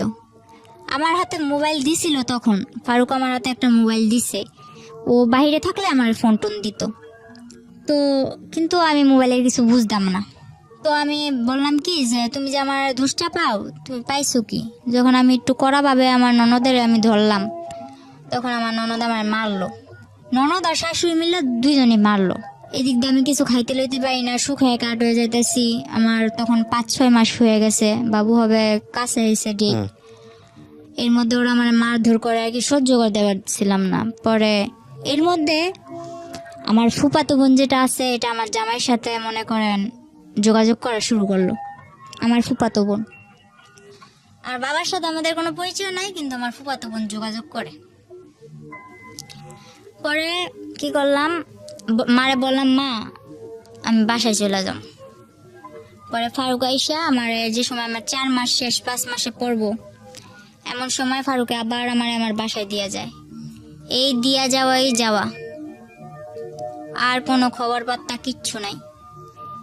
আমার বাবু হওয়া অবধি, আমি আমার বাবু হওয়ার 3 মাস পর শ্বশুর বাড়ি গেছি, এ অবধি না 2 টাকা খরচ, না আমার কেউ দেখতে আসা, না কোনো কিছু। মা তো মনে করেন ইকদা আমারে একটার পর একটা খোঁটা দিয়েই যাইতেছে। সবাই দেয়, প্রেম করে বিয়ে করছো, এখন কে লেগে এরকম হেলা করবো? তো প্রেম করে বিয়ে করছি না কি করে বিয়ে করছি, ওটা তো তোমরা কইলেও বিশ্বাস করতেছো না। তো যা কর ওনারা ওনার মতো কয়ে যায়, আমিও আমার মতো শুনি। তো ফারুকরে বললাম যে এবার কি করবা, আমার তো তোমরা কেউ দেখতে আসো না, আমি কি করবো বলো, আমি কি জবাব দিব? তো এক পর্যায়ে ও বললো যে তোমার কিছু জবাব দেওয়া লাগবে না বাবু, আমি আসবো। তো হঠাৎ করে একদিন বললো আসবো, ঠিক আছে ও আসলো। ও যেদিন আসলো তখন ওই দিনই আমার বাবু হইব। তো ওই দিন আমার ডেলিভারি হইলো। ডেলিভারি হওয়ার পর ও আমার মার হাতে, আমার ডেলিভারি হওয়ার সময় প্রায় খরচ গেছিল 12-13 হাজার টাকা, কিন্তু ও আমার মার হাতে খরচ দিল মাত্র 2,000 টাকা দিয়া। পরে বলতেছে যে আমি এবার আমার বাসায় যাওয়া লাগবো। শুধু মেয়েটার মুখ একবার দেখা, বাসায় আনার পর ও মেয়েটার মুখ দেখা ও বলে এবার আমার বাসায় যাওয়া লাগবো। তো ঠিক আছে, ও বাসায় গেল। বাসায় যাওয়ার পর আমার বলতেছে যে মিষ্টির জন্য টাকা পাঠাও, বাবু হয়েছে মিষ্টির জন্য টাকা পাঠাও। তো মা বলতেছে তাহলে তুমি যখন মিষ্টির জন্য টাকা চাইতে পারো, তাহলে তোমাকে ওই দিক থেকে তো মিষ্টির জন্য টাকা পাঠাইবো। তো ওগুলা দাও। মা বললো যে তো ওগুলা দাও, বলে না আপনি পাঠান। তারপর মা বলতেছে তুমি যেগুলা দিয়ে পাঠাইবা বিকাশে পাঠানোর দরকার নাই, তুমি ওগুলা দিয়ে ওদিকে দিয়ে দাও, আর তুমি যেগুলা দিতা ওগুলা আমি আমার এদিক থেকে এগুলা দিয়ে মিটমাট করে দিই। এগুলা করার পর মার মধ্যে ওর মধ্যে অনেক কথা কাটাকাটি হয়েছে। আমার বাবুর যখন 3 মাস বয়স, পরে ও আসলো 2 কেজি মিষ্টি নিয়ে ওর বাবারে নিয়ে আসছে, অথচ আমার বাড়ি থেকে ওর 20 কেজি মিষ্টির দাম পাঠানো হয়েছে।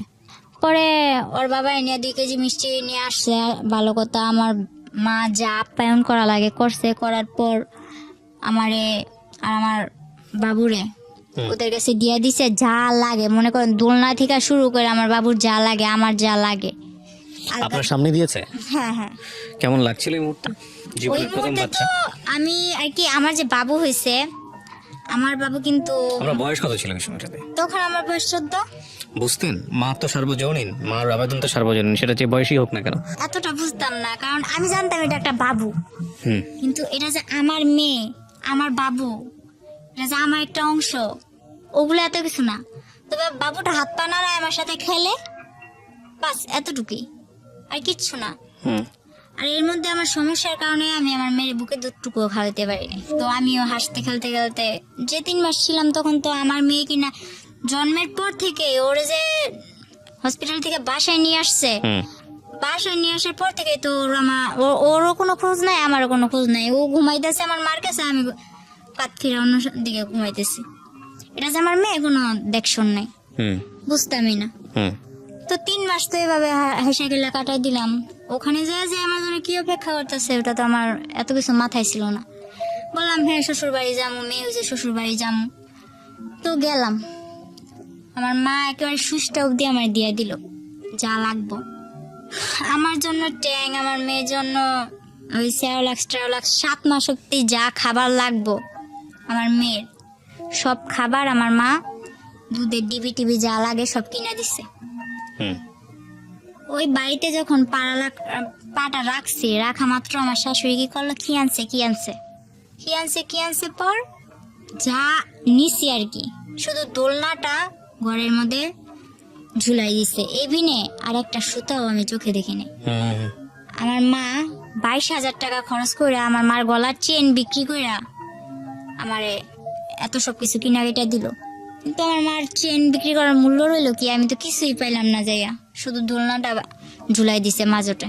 হুম পরে আমার মেয়েটারে আমি তবু অনেক চেষ্টা করছি, একটু মা বলছে যে বুকে দুধ খাওয়ানোর সুতা দিয়া তুই একটু রেস্ট নিতে পারবি, হুম আরামে থাকতে পারবি। তো যখন আমি বলতাম যে আমার বাবুরে দুধ খাওয়াইতে হইব, তখন বলতো না দুধ খাওয়াইতে হইব না। ওনারা ওইসব তখন আমার মেয়ে কি খাইতো, ল্যাকটোজেন 2 না 3 খাইতো এরকম আর কি। ওইসব দুধের ডিবি টিবি নিয়ে ওনাদের কাছে তো ওগুলো কবজা। আমার মেয়ের কি দিত, সাগুদানা আছে না, হুম সাগুদানা ভিজায় রাখতাম পানি দিয়ে, পরের দিন সকালবেলা উঠে ওগুলো জাল দিয়ে সারাদিন খাওয়াইতাম। আর আমি সারাদিন থাকতাম মাঠে। আমি বললাম যে আমি শুনছি 5-6 মাসের বাচ্চা গো আলাদা আলাদা ফলের রস খাওয়ায়, দুধ খাওয়ায়, এটা খাওয়ায়, ওইটা খাওয়ায়, ডিম খাওয়ায়, নুডলস খাওয়ায়, কিন্তু আমার মেয়ে তো ভাত খাওয়াইতেছে। হুম তো আমার মেয়েও মাশাল্লাহ শিখা গেছে ভাত খাওয়া। তো আমি ওর বাবারে জানাইলাম যে এভাবে কিছু হলে আমি সারাদিন মাঠে থাকি বাড়ির বউ হইয়া, আর আমার মেয়েটা এভাবে থাকে, আমি তো এভাবে পারতেছি না। তো আমি আমার বাসায় জানাইলাম, বাসায় জানানোর পর আমার মা বাইরে চলে যায়। হুম আমার শ্বশুর বাড়ি দেওয়ার পর মা বাইরে চলে যায়। মা বাইরে চলে যাওয়ার পরে আমার ভাইটারে ওই আমার নানার কাছে দিছে, মাদ্রাসায় পড়ে, সারাদিন মাদ্রাসায় থাকে, রাত্র হইলে আমার নানার কাছে আসে। তো মারে বললাম মা আমি তো এখন এভাবে থাকতে পারতেছি না, তুমি কিছু একটা করো। তো মা বাইরে যাওয়ার পর, সৌদি আরব যাওয়ার পর মা ধার করে আমারে 95,000 টাকা দেয়, হুম মূলত 80,000 টাকা দেয়, আমার নানা নিয়ে দিয়ে আসছিল। হুম 80,000 টাকা দেওয়ার পর ওই টাকাটা আমার শ্বশুরের হাতে দিলাম যে আমার ঘর তুলে দেন, আমি এভাবে এক ঘরে থাকতে পারতেছি না, আমার সংসার নিয়ে আমি অন্যদিকে চলে যাব, আমার ঘর তুলে দেন। তো আমার শ্বশুর কি করলো, ওই 80,000 টাকা নিয়ে দূরে, অনেক দূরে, আমার শাশুড়ি বাড়ি থেকে একটু দূরে এক বাড়ি পরে আর কি, হুম আমার একটা জায়গা দিল, ওই জায়গার মধ্যে ঘরের খাম টাম গাঁথলো, মাটি টাটি বইলো, এগুলা করার পর এর মধ্যে আমার শাশুড়ি আমার দিয়া কিস্তি থেকে অনেক টাকা উঠায়, এক জায়গা থেকে 1 লাখ, আরেক জায়গা থেকে 20,000, আরেক জায়গা থেকে 30,000, এরকম করে উঠাইতে থাকে। তো তখন আমি কিস্তির বিষয়টা বুঝলাম না, আমার নিয়ে যাইতো, আমার মনে করেন গাড়ি করে নিয়ে যাইতো, ওইটা কটা সাইন টাইন দিতাম, হুম পরে আবার আসার সময় আমার কিছু খাওয়াইতো। তো এটা আমার কাছে একরকম আনন্দের ব্যাপার ছিল, বাড়ি থেকে বের হইতে পারি না, গাড়িটা ঘুরতে যাই। হুম তো আমার দিয়ে যে কিস্তি নিতেছে, কিস্তি নিলে যে কি হইব ওইটা আমার মাথায় নাই। হুম পরে যখন আমার ঘর তুললাম, ঘর তোলার পর আমার মা ঘরের মধ্যে যা লাগে, মার থেকে টাকাই না, যা লাগে একটা সুইচ পর্যন্ত, একটা চামচ পর্যন্ত আমার শাশুড়ি আমার দেয় নাই। আমি সব কিছু কিনে নেওয়ার পর পুরো একটা 10 বছর সংসার করলে যা না হয়, আমি সব গুছানোর মতো একটা সংসার করি। হুম তখন আমার কাছে ভালোই লাগতেছিল। তখন আস্তে আস্তে বুঝতেছি যে এটা আমার সংসার, আমার বিয়ে হয়েছে, আমার একটা বাচ্চা হয়েছে।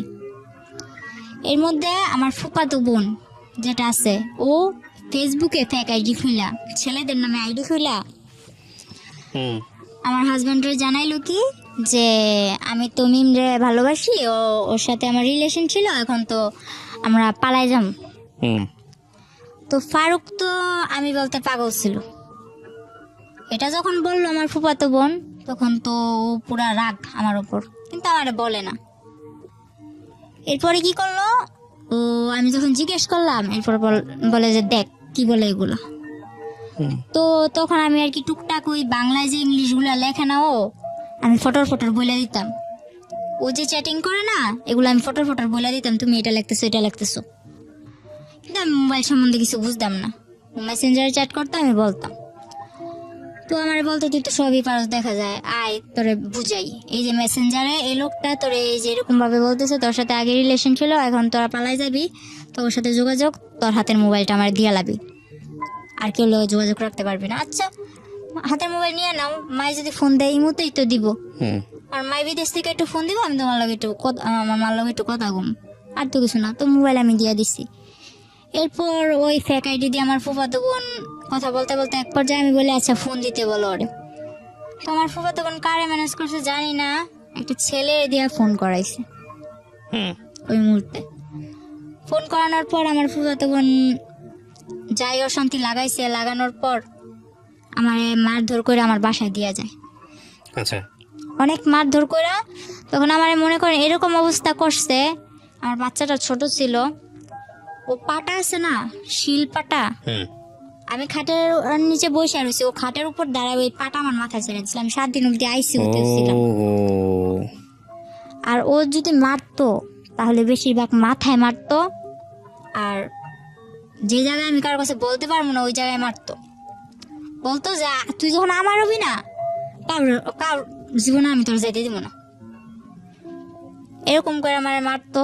তো এক পর্যায়ে আমি 7 দিন আইসিইউ থেকে আসার পর আমি এখনো বলি নাই যে আমি 7 দিন অব্দি আইসিইউতে ছিলাম, কারণ আমার মা অনেক কষ্ট পাইব। পরে আমার বাসায় দিয়া যায়, আমার মেয়ে সহ দিয়া যাওয়ার পর আমার ভাইটারে নিয়ে আমি থাকি। এদিকে আমি বাসায় এসে দেখি আমার ভাই, ছোট ভাইরে আমার ভাইয়ের হাড় নিয়ে হইছে।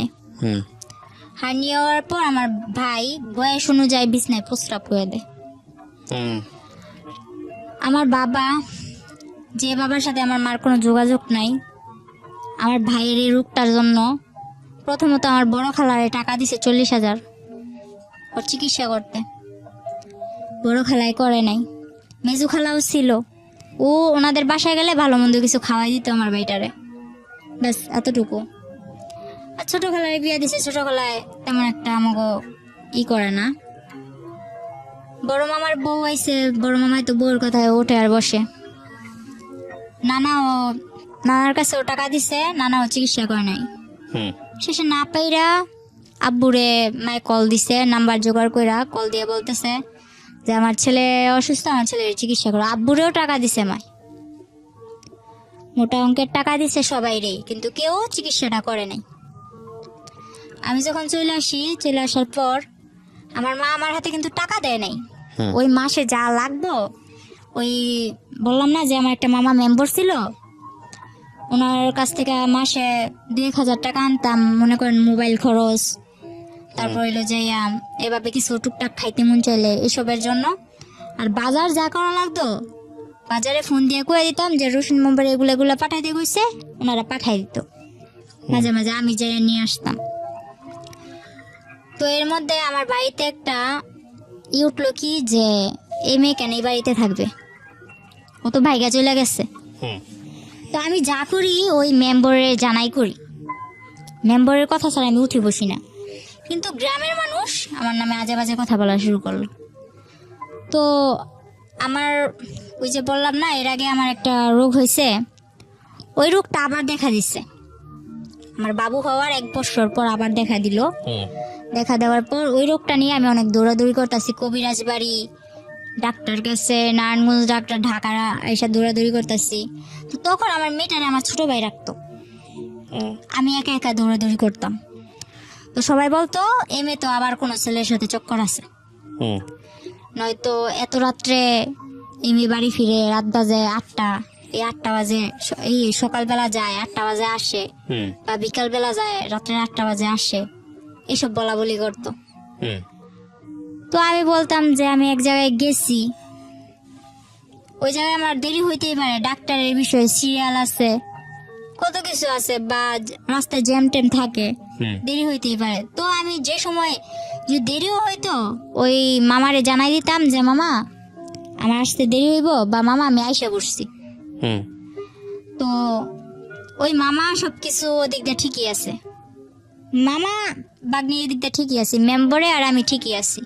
আর আমার মা, হুম যে কোনো সমস্যা হোক আমার মা আমার ওই মেম্বার মামার লগে হুম শেয়ার করতো। পরে আমার মামা সবকিছু জানতো, কিন্তু এদিক দিয়ে আমার বাড়িতে এরকম আমার নিয়ে অনেক বড় একটা ঝগড়া হয় যে আমি অন্য ছেলে নিয়ে ঘুরতে যাই, হুম আমার মেয়েরে আমার ছোট ভাইয়ের কাছে রাখা, আমার ভাই অসুস্থ আমার ভাইয়ের কাছে রেখে যাই। হুম তো এক পর্যায়ে আমি বললাম যে মা আশা করি তো আমার ভাই তো অনেক অসুস্থ, ওর তো অপারেশন করা লাগবে। হুম আমি মারে না জানাই আমার ভাইয়ের এক্সরে করাই, রক্ত পরীক্ষা যা লাগে করাইছি। করানোর পর মারে বললাম, মা আবার ওই মামারে বললো, মা বললো যে ওর হাতে টাকা দিস না, কিন্তু কোন জায়গায় অপারেশন করব ওই জায়গায় তুই টাকা দিবি। হুম তো আমার হাতে টাকা দিতে না করলো। পরে আচ্ছা ঠিক আছে, আমার হাতে টাকা দিত না। পরে আমার গাড়ি ভাড়া দিয়ে যে যাবো ওই টাকাটাও আমার কাছে নাই। পরে মানুষের থেকে ডাক্তার করে নিয়ে গেলাম, যাওয়ার পরে ওদিকে যাইয়া ভাইয়ের অপারেশনটা করাইলাম। তখন একটা আল্লাহর বান্দা শুধু আমার বড় খালা গেছে, যার আমার মা 40,000 টাকা দিছিল শুধুমাত্র আমার ভাইয়ের অপারেশনের জন্য। ওই ব্যক্তি ওখানে যাইয়া আমার ভাইয়ের মনে করুন অজ্ঞান কইরা ডাক্তার, আমার ভাই তো তখন আর কি একটু হ্যাংলা ট্যাংলা টাইপের ছিল, ওর ইনজেকশন দিয়া ডাক্তার বের হয়ে বসে গেল, আমি অপারেশন করতে পারবো না। হুম ধরতে গেলে আমার ভাইয়ের মরার অবস্থা, আমার খালায় উপরে ঘুমায়। আর আমার ভাইয়ের জন্য যে 500 টাকা ধার করে নিয়েছিলাম, ওর তো হার্নিয়া হয়েছিল, লুঙ্গি লাগবে অপারেশন করতে। লুঙ্গি কিনছে ঠিকই, 100 টাকা দা লুঙ্গি কিনছে ঠিকই ফুটপাত থেকে, বাকি যা টাকা ছিল উনি ওনার নাতনির বড় মেয়ের যে নাতনি আছে ওই নাতনিদের জন্য জামা কিনছে। সামনে কি হইব ওইটা আর ভাবে নাই। তো আয়সা ঘুমাইতেছে, তো আমি যাই বলতেছি খালা খালা অপারেশন তো বন্ধ করে দিছে, আমার ভাই তো খারাপ অবস্থা, আমার ভাই তো মরে যাইব। আমার মেয়েটা আমার কোলে আছে, হুম এই মেয়ে নিয়েই আমি আমার ভাই নিয়ে দৌড়াদৌড়ি করতেছি। তো পরে মনে করেন আমার খালা তেমন একটা পাত্তা দিল না। এক পর্যায়ে যাই হোক কষ্ট সিদ্ধ আমার ভাইয়ের অপারেশনটা হইলো। অপারেশনটা হওয়ার পর ভাইটা নিয়ে কিছুদিন পর আমার হাজব্যান্ডের সাথে আমার যোগাযোগ হইলো। যোগাযোগ হওয়ার পর এর মাঝখানে আবার কি করছে, রাকিব নামে একটা ছেলে আমাদের গ্রামের পাশের গ্রামের, ওই ছেলে বলতেছে তোর মেয়েও আছে জানি, সবই জানি, কিন্তু তোরে তো আমি ছোট থেকে চোখে চোখে রাখছি, কিন্তু তোর এখন বিয়ে হয়ে গেছে, তোর বিয়ে হোক বাচ্চা হোক যাই হোক আমি তোর নিয়ে যাবো, আমি তোর বিয়ে করুন, সবাইটা জানাই বিয়ে করুন, এসব বলতো। আর ওর বোন আমার বান্ধবী ছিল নাকি, ও বলছে যে আমার বোন তোর বান্ধবী ছিল, তুই নাকি ছোট থেকেই বলতি যে আমার স্মৃতি পাটি, আমার বিয়ের সময় স্মৃতি পাটি, তা বললো নাকি নলোকে এসব দিয়ে বিয়ে, ওই এগরা বেগরা ও বলতেছে। পরে মনে করেন ওই ছেলে পাগলের মতো ছিল, ওই ছেলের মা হাতে পায়ে ধরা কান্নাকাটি, এসব না মাথায় না নিয়া যখন ফারুক আবার আমার সাথে যোগাযোগ করা শুরু করলো, তখন আমি আবার ফারুকের বললাম আচ্ছা ঠিক আছে তুমি আইসা আমায় নিয়ে যাও। হুম তো আমার ভাইয়ের অপারেশন হয়েছে কিছুদিন হইলো, আমার বাড়ির মানুষও মনে করেন আমি কোনোখানে গেলে এরকম বাজে বাজে কথা বলে, তো চারিদিক দিয়ে মনে করেন আমি একটা অশান্তির মধ্যে ছিলাম। তো আমি বললাম যে বাপের বাড়ির ইয়ে থেকে ওই শ্বশুর বাড়ির জ্বালাই বালা, এটা কইয়া মনে করেন এর মধ্যে আমার বাপেও হয়েছে, আমার বাপেও হইয়া মনে করেন আমার লগে বাজে বাজে ব্যবহার করে। তো মারে কইলাম তুমি ফোন দিয়া আব্বুরে আনছো কে, আব্বু তো এরকম বাজে বাজে ব্যবহার করে।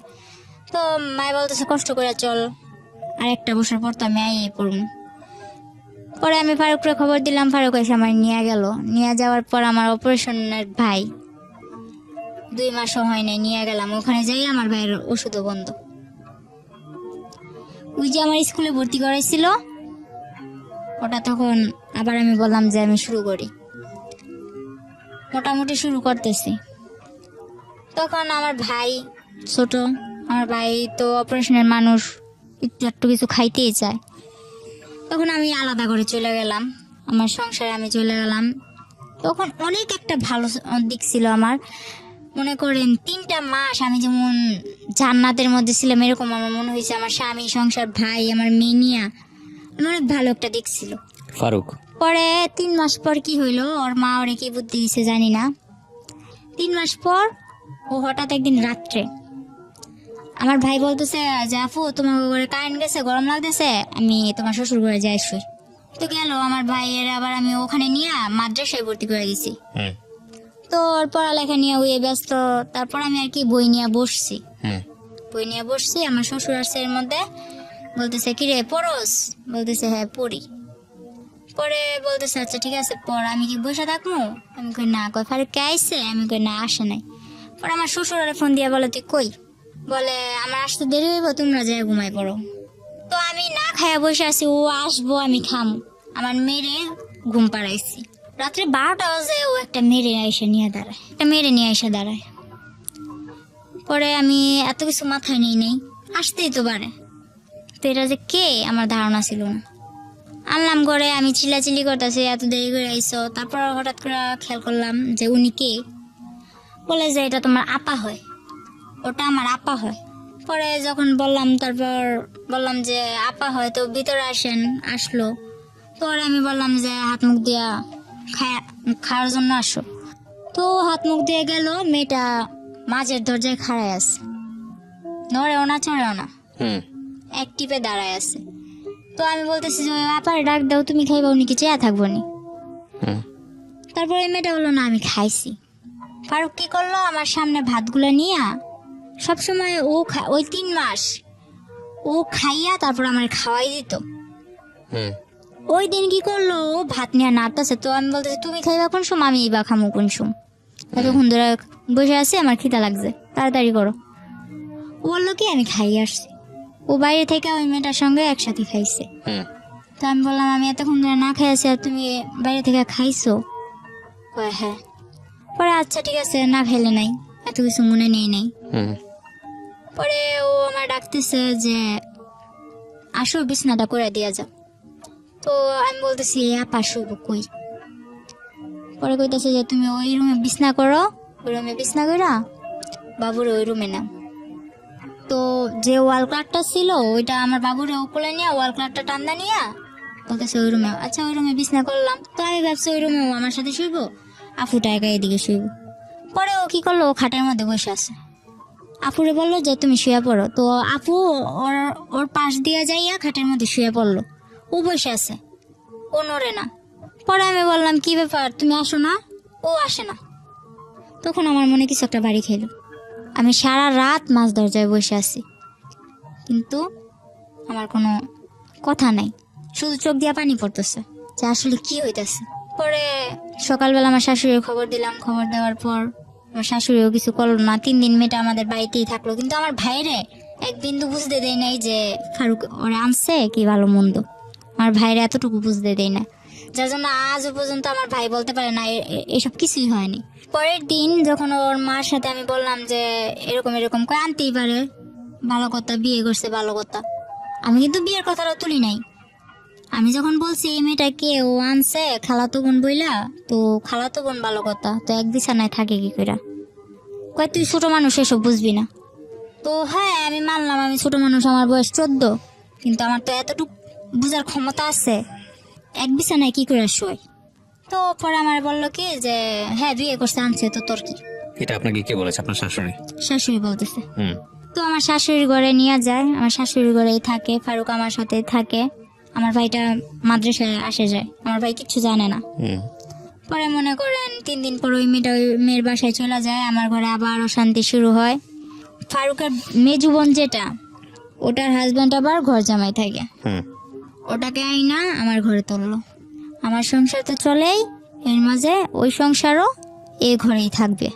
ওদের ঘরে 2টা বাচ্চা আছে। আর ওরা আর কাদের ঘরে 2টো বাচ্চা? ওই আমার ননাসের ঘরে, ওরা এখানে থাকবে। তো এক পর্যায়ে আর কি আমি বিষয়টা মাইনা নিতে পারি না।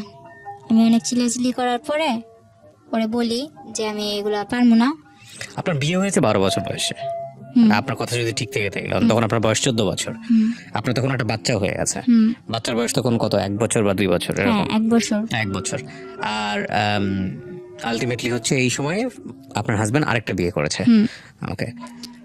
পরে ওরে আমি বলার পর আমি বলতেছি আমি থাকবো না তোর সাথে। আপনার মা কোথায় তখন? তখন আমার মা বিদেশ। তখনও বিদেশ? আচ্ছা। তখন আমার যখন অনেক মারধর করে আর কি, পরে এক পর্যায়ে আমার অনেক মারে আর কি। ও বলতেছে তোর পাগল বানাই দিম, তোর পাগল বানায় ছেড়ে দিম। তারপর আমি কি করলাম, মাইর খাইয়া সকালবেলা উঠা ওরে আমি বললাম তুমি আমার এরকম করে মারতে পারলা, আমি তো তোমার কাছে ইচ্ছা করে আসি নাই। এর মধ্যে ও সবাইরে জানাইছে কি, আমার বাড়ির লোক ওর বাড়ির লোক সবাইরে জানাইছে আমাদের মধ্যে কোনো একটা সম্পর্ক ছিল, আমরা প্রেম করে বিয়ে করছি। এই আমি ওর কাছে ওই চট্টগ্রাম গেছি, কিন্তু ও আমারে আনে নাই। ও জানাইছে এরকম, যাতে করে আপনি আর ফ্যামিলিতে ব্যাক করতে না পারেন। হ্যাঁ ও এরকম জানাইছে যে আমি চট্টগ্রাম গেছি ইচ্ছা কইরা, স্বইচ্ছায়, ও আমারে নেয় নাই। আমার ফ্যামিলিতেও এটা বুঝাইছে, ওর ফ্যামিলিতেও এটা বুঝাইছে।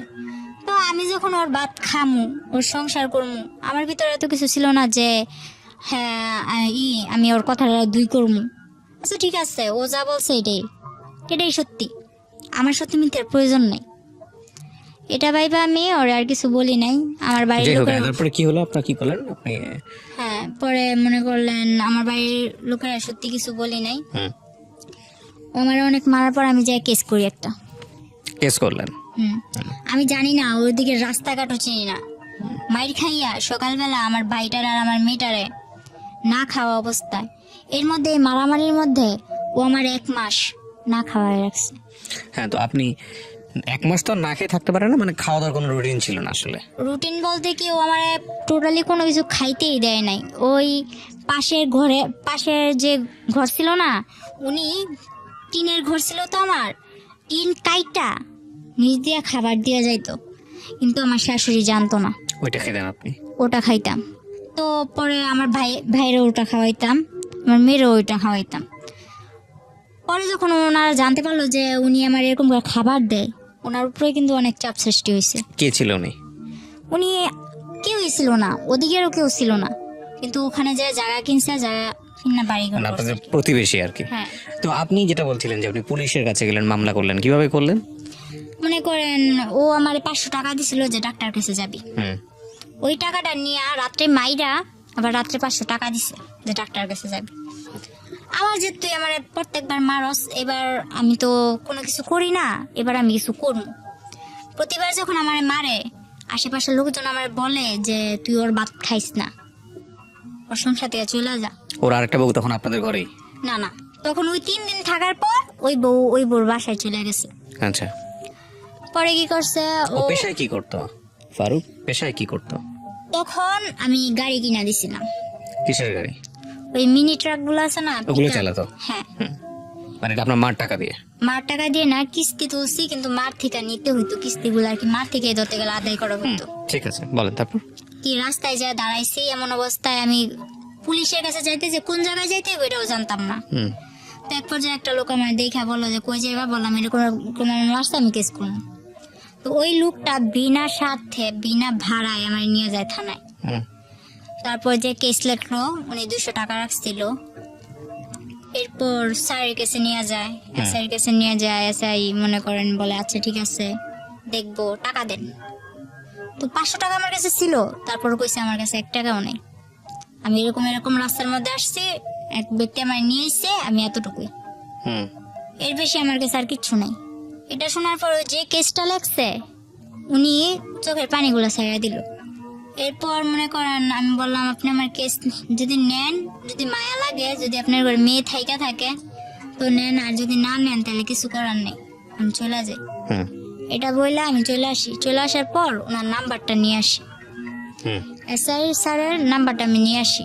পরে আসার সময় ওই যে কেস লেখছে, উনি আবার আমার 1 কাপ চা খাওয়াইলো, আর 100 টাকা দিয়া বললো গাড়ি ভাড়া দিয়া চলে যাইব। তো গাড়ি ভাড়া দিয়া আসার সময় ফারুক আবার আমার দেখছে যে আমি থানার দিক থেকে আসতেছি, ও গাড়ি চালাইতেছে। পরে মনে করেন ও থানা থেকে ওদিকে গেছে, থানার ওদিকে গেছে, ও কিছু জানতে পারে নাই যে আমি গেছি কি ভালো মন্দ। বাসায় এসে আমার জিজ্ঞেস করছে কই গেছিলি, কাজিরহাট। আমি কাজিরহাট আমি ডাক্তার কাছে গেছিলাম। কই কাজিরহাট তো কোনো ডাক্তারের দোকান নাই। তো আমি বলতেছি একজন বলছিল আছে, তো গেছিলাম পাইনি, একটা বানাই টানাই বলে দিচ্ছি। পরে আমার তো আর মার সাথে ফোন করতে দেয় না। যাই হোক, এক ভাবির মোবাইল দিয়া ফোন করি, অনেক কষ্টে ফোন করি। ফোন করে বললাম মা আমি তো একটা কাজ করে ফেলছি, এমন এমন মারছে, তোমার এতদিন জানাই না। ওর কাছে আমি যতই মাইর খাইছি, আমি কিন্তু আমার মারে জানাই নাই, ঠিক আছে। পরে মনে করেন মারে জানানোর পর মায়ে কয় তুই এটা কি করছিস, তুই কেস কেন করছিস, তুই এটা ভুল করছিস। মারে বললাম আমার মারছে, ওইটা কি ভুল না? এটা বলার পর মা মনে করেন আর কিছু ভাবলো না, মা টিকিট কাটলো, বাংলাদেশে আসেন? বাংলাদেশে চলে আসবো। হুম, মা ডাইরেক্ট আমার শ্বশুর বাড়ি আসে কেস করার 1 সপ্তাহ পর। হুম, এর মধ্যে আমার মারধর করছে, আমি হসপিটালও আমার নিয়ে যাওয়া হয়েছে, যারা হসপিটাল নিচ্ছে তারাও মাইর খেয়েছে আমার জন্য, হুম, এরকম ভাবে মারতো। আর যতবার মারতো, ওই আমার বাবা যেমন আমার সামনে রেখে আমার মারে মারতো না, ওরকম আমার মেয়েটারে আর আমার ভাইটারে সামনে রেখে আমারে মারতো। হুম, তো হয়তো বা ওই সময়টায় আমার ভাইটারে নিয়ে গেছিলাম দেখে আমি জীবিত আছি এই যে পর্যন্ত। যতবার মারছে, আমার মাইরা ফেলার চেষ্টা করছে, ততবার আমার ভাইটা সামনে যায় দাঁড়াইছে আর কি। হুম, পরে ওরে কি করব, ওর আর কিছু করার নাই। মায় গেল, মায় যাওয়ার পর মায় অনেক টাকা পয়সা ভাঙলো কেসের মধ্যে। আমরা যদি 5,000 খাওয়াই, ওরা 10,000 খাওয়াই, ওরা যদি 10,000 খাওয়ায়, আমরা 20,000 খাওয়াই। এরকম করতে করতে এক পর্যায়ে কেসটা কিভাবে ওরা নামাই নিয়ে এসে বসছে হুম, টাকা দিয়ে। তো কি করছে, মা বলতেছে 3 দিন পর মা বলতেছে কই আমি বাসায় চলে যাই, আমারও তো ঘর দুয়ার যায় ঝাড়তে লাগবো। এতদিন পর 3-4 বছর 2 বছর ধরে ঘরটা এরকম ভাবে পড়ে আছে, তুই আয়। হুম। তো আমি বলি মা আমি তো আসার পর মাত্র 27 মাস ধরে এদিকে আসা কেসটা হয়েছে। কি হলো? তারপর কেসটা কি হলো নাকি কেসটা হলো না? কেসটা আর হয় নাই, ওরা টাকা দিয়া সব মীমাংসা করে, একদম মাটি হুম, পুরা ঠান্ডা, কোনো কথা নাই। হুম, পরে মা চলে আসার পর মা এক জায়গা দিয়ে আমার ভাইটা তখন বন্যায় আমার ঘর, ঠিক আছে, আমার মারধর করার মনে করেন 1 মাস আগে নাজিরহাট হুম, বন্যা হয়েছিল, হয়তো শুনছিলেন, চট্টগ্রাম তলায় গেছিল পুরা। হুম, আমার ঘরে প্রায় আমার বুক সমান পানি, আমার ঘরের পিড়া টিরা সব কিছু নিয়ে গেছে, শুধু আমার ঘরটা পাকা ছিল দেখে আমার ঘরটা টিকে আসছিল এক পর্যায়ে স্রোতের মুখে। হুম। তো এই মনে করেন আমার শুধু ভিটাটার জন্য আমার ঘরটা ছিল। পরে আমার ভাই আর আমার মা বিদেশ থেকে আসার পর আমার এই যে মারছে, ওদিকে না চাইয়া আমি বলছি যে মা আমি ওর ভাতই খামো। মানুষ কত কষ্ট করে ভাত খায় না, গাজারও ভাত খায়, জুয়ারও ভাত খায়, আমি ওর ভাত খামো। পরে মা তারপরও বলছেন আপনি ফারুকের ভাত খান? হ্যাঁ, আমার একটা মেয়ে আছে, আমি খামো। কারণ আমার মায় ও আমার বাবার রেখা চলে আইছে, এখন আমিও যদি চলে যাই তাহলে মানে আপনি চিন্তা করেছেন যে আপনার মতোই যদি আপনার মেয়েটার ফিউচার হয়, হ্যাঁ। যাতে না হয় সে কারণে। হ্যাঁ, পরে কি করলাম, মারে এসব বুঝে মারে বাসায় পাঠাই দিলাম। মায়ে আসলো, মায়ে এসে 3 দিন পর মনে করেন আমার উপরে আবার মারধর করার পর আমি বললাম যে আচ্ছা ঠিক আছে, আমার মারধর করিস না, আমি বাসা থেকে ঘুরে আসি, আমি আবার চলে আসবো, কিন্তু বাসা থেকে ঘুরে আসি। পরে বলতেছে তুই তো গেলার আবি না। পরে বলতেছি না আমি আমু। তখন গ্রামের মানুষ একটা প্রশ্ন তুললো, কি কয় তোমরা যে বিয়ে করছো এই বিয়ের প্রমাণটা দাও। আমারে বলতেছে বিয়ের প্রমাণ দিতাম। ও বলে আমরা কোনো বিয়ে করি না, এতদিন আমরা অবৈধ সংসার করছি, এতদিন আমরা অবৈধ সংসার করছি। এটা যখন ও বলে তখন আমি বলি যে ওই যে লেখালেখি দেখছি, আমি বলি না আমি আলহামদুলিল্লাহ করছি ঠিকই, কিন্তু আমার তো এতটুকু খেয়াল আছে যে ওই সময় কিছু লেখালেখি হয়েছিল। পরে বলতেছে আচ্ছা ঠিক আছে ওই প্রমাণ দাও। ও বলে না এর কোনো প্রমাণ নাই। তো আমার বিয়ে তো হয়েছিল কক্সবাজার চকরিয়া, হুম, ওই ঠিকানাটা আমার মারেও দেয় না, আমারও দেয় না। এক পর্যায়ে আমি বললাম আচ্ছা ঠিক আছে তুই ঠিকানা দিবি না ভালো কথা, আমিও অসুস্থ, তুই আমার টাকা দে, আমি বাসা যাম। আমি তোর 1 টাকাও দিতাম না, তুই যদি বাসা থেকে সুস্থ আইতে পারস তাহলে তুই যা, কিভাবে যাবি, তারপর আবার চলে যাবি। হুম, তারপর আমি মার থেকে টাকা নিয়ে 800 টাকা নিলাম, টাকা নিয়ে বাসায় চলে গেলাম। বাসায় চলে যাওয়ার পর মারে বললাম বুঝে যে মা আমি ওর ভাত খামো না, ব্যাস এতটুকুই। এরপর ওই ওদের গ্রামের মাদবর চেয়ারম্যানরা বলতেছে কি ব্যাপার তুমি প্রমাণ দিতে পারতো না, তাহলে সত্যি সত্যি এতদিন তুমি অবৈধ সংসার করছো। পরে আবার আমি আমার মার থেকে মনে করেন খোঁচায় টোচায় টাকা নিয়ে যে জায়গায় বিয়ে হয়েছিল ওই জায়গায় গেছি আমি, হুম, ওই জায়গাটাই গেছি, যাইয়া ওই কাজিরে খুঁজা বাইর করছি আমি একা, আমার Okay. মেয়ে আমার মার কাছে, হুম, আর আমি একা ওই কাজিরে চট্টগ্রাম চকরিয়া যাইয়া ওই কাজী মতিন রে খুঁজা বাইর করি। হুম, খুঁজা বাইর করার পরে ওই কাজের অনেক বুঝা টুজা টাকা পয়সা কিছু দিয়া আমার বন্ধু বান্ধব কতগুলো আসলো, ওই যে বন্ধু বান্ধব কিন্তু আমার না, বন্ধু বান্ধব ওরই, ওই যে আমার মেসেঞ্জার বুঝাইছে, ফেসবুক বুঝাইছে যে এই যে দেখ ফেসবুক এমনি চালায়, মেসেঞ্জার এইভাবে চালায়, এইভাবে চ্যাটিং করে। হুম, তো ওর বন্ধু বান্ধব গুলারে আমি ফোন দিছি। যে এরকম এরকম। তখন ওর বন্ধু বান্ধব গুলা ওর হয়ে আর একটাও কথা কয় না, সবাই আমার হয়ে এই কথা বলে। পরে আমি যখন বুঝা বললাম যে ভাই আমি তো এরকম কাবিনের কাগজ নিতে আসছি, তো আমার দেয় না টাকা ছাড়া, আমার কাছে তো যাওয়ার ভাড়াও নাই। এটা বলার পরে বলতেছে আচ্ছা ঠিক আছে আমরা দেই। তারপর ওনারা 4-5 জন ম্যানেজ করে আমারে 4-5 হাজার টাকা দেয়। আচ্ছা, ওইটা দিয়ে আমি কাবিনের কাগজটা তুলে নিয়ে যাই, কিন্তু নিয়ে যাইও কিছু করতে পারি নাই। ওই ছবি তুলা ইমুতে মাতবরের কাছে দিছিলাম। তারপর কি আমি ওর বাদ খামু না।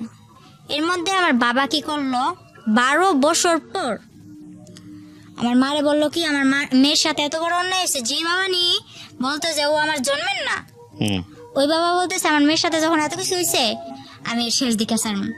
ওই আমার বাবা দোকান ভাঙচুরে এগুলা করে আমার মারে আর কি একটু একরকম পটাইলো।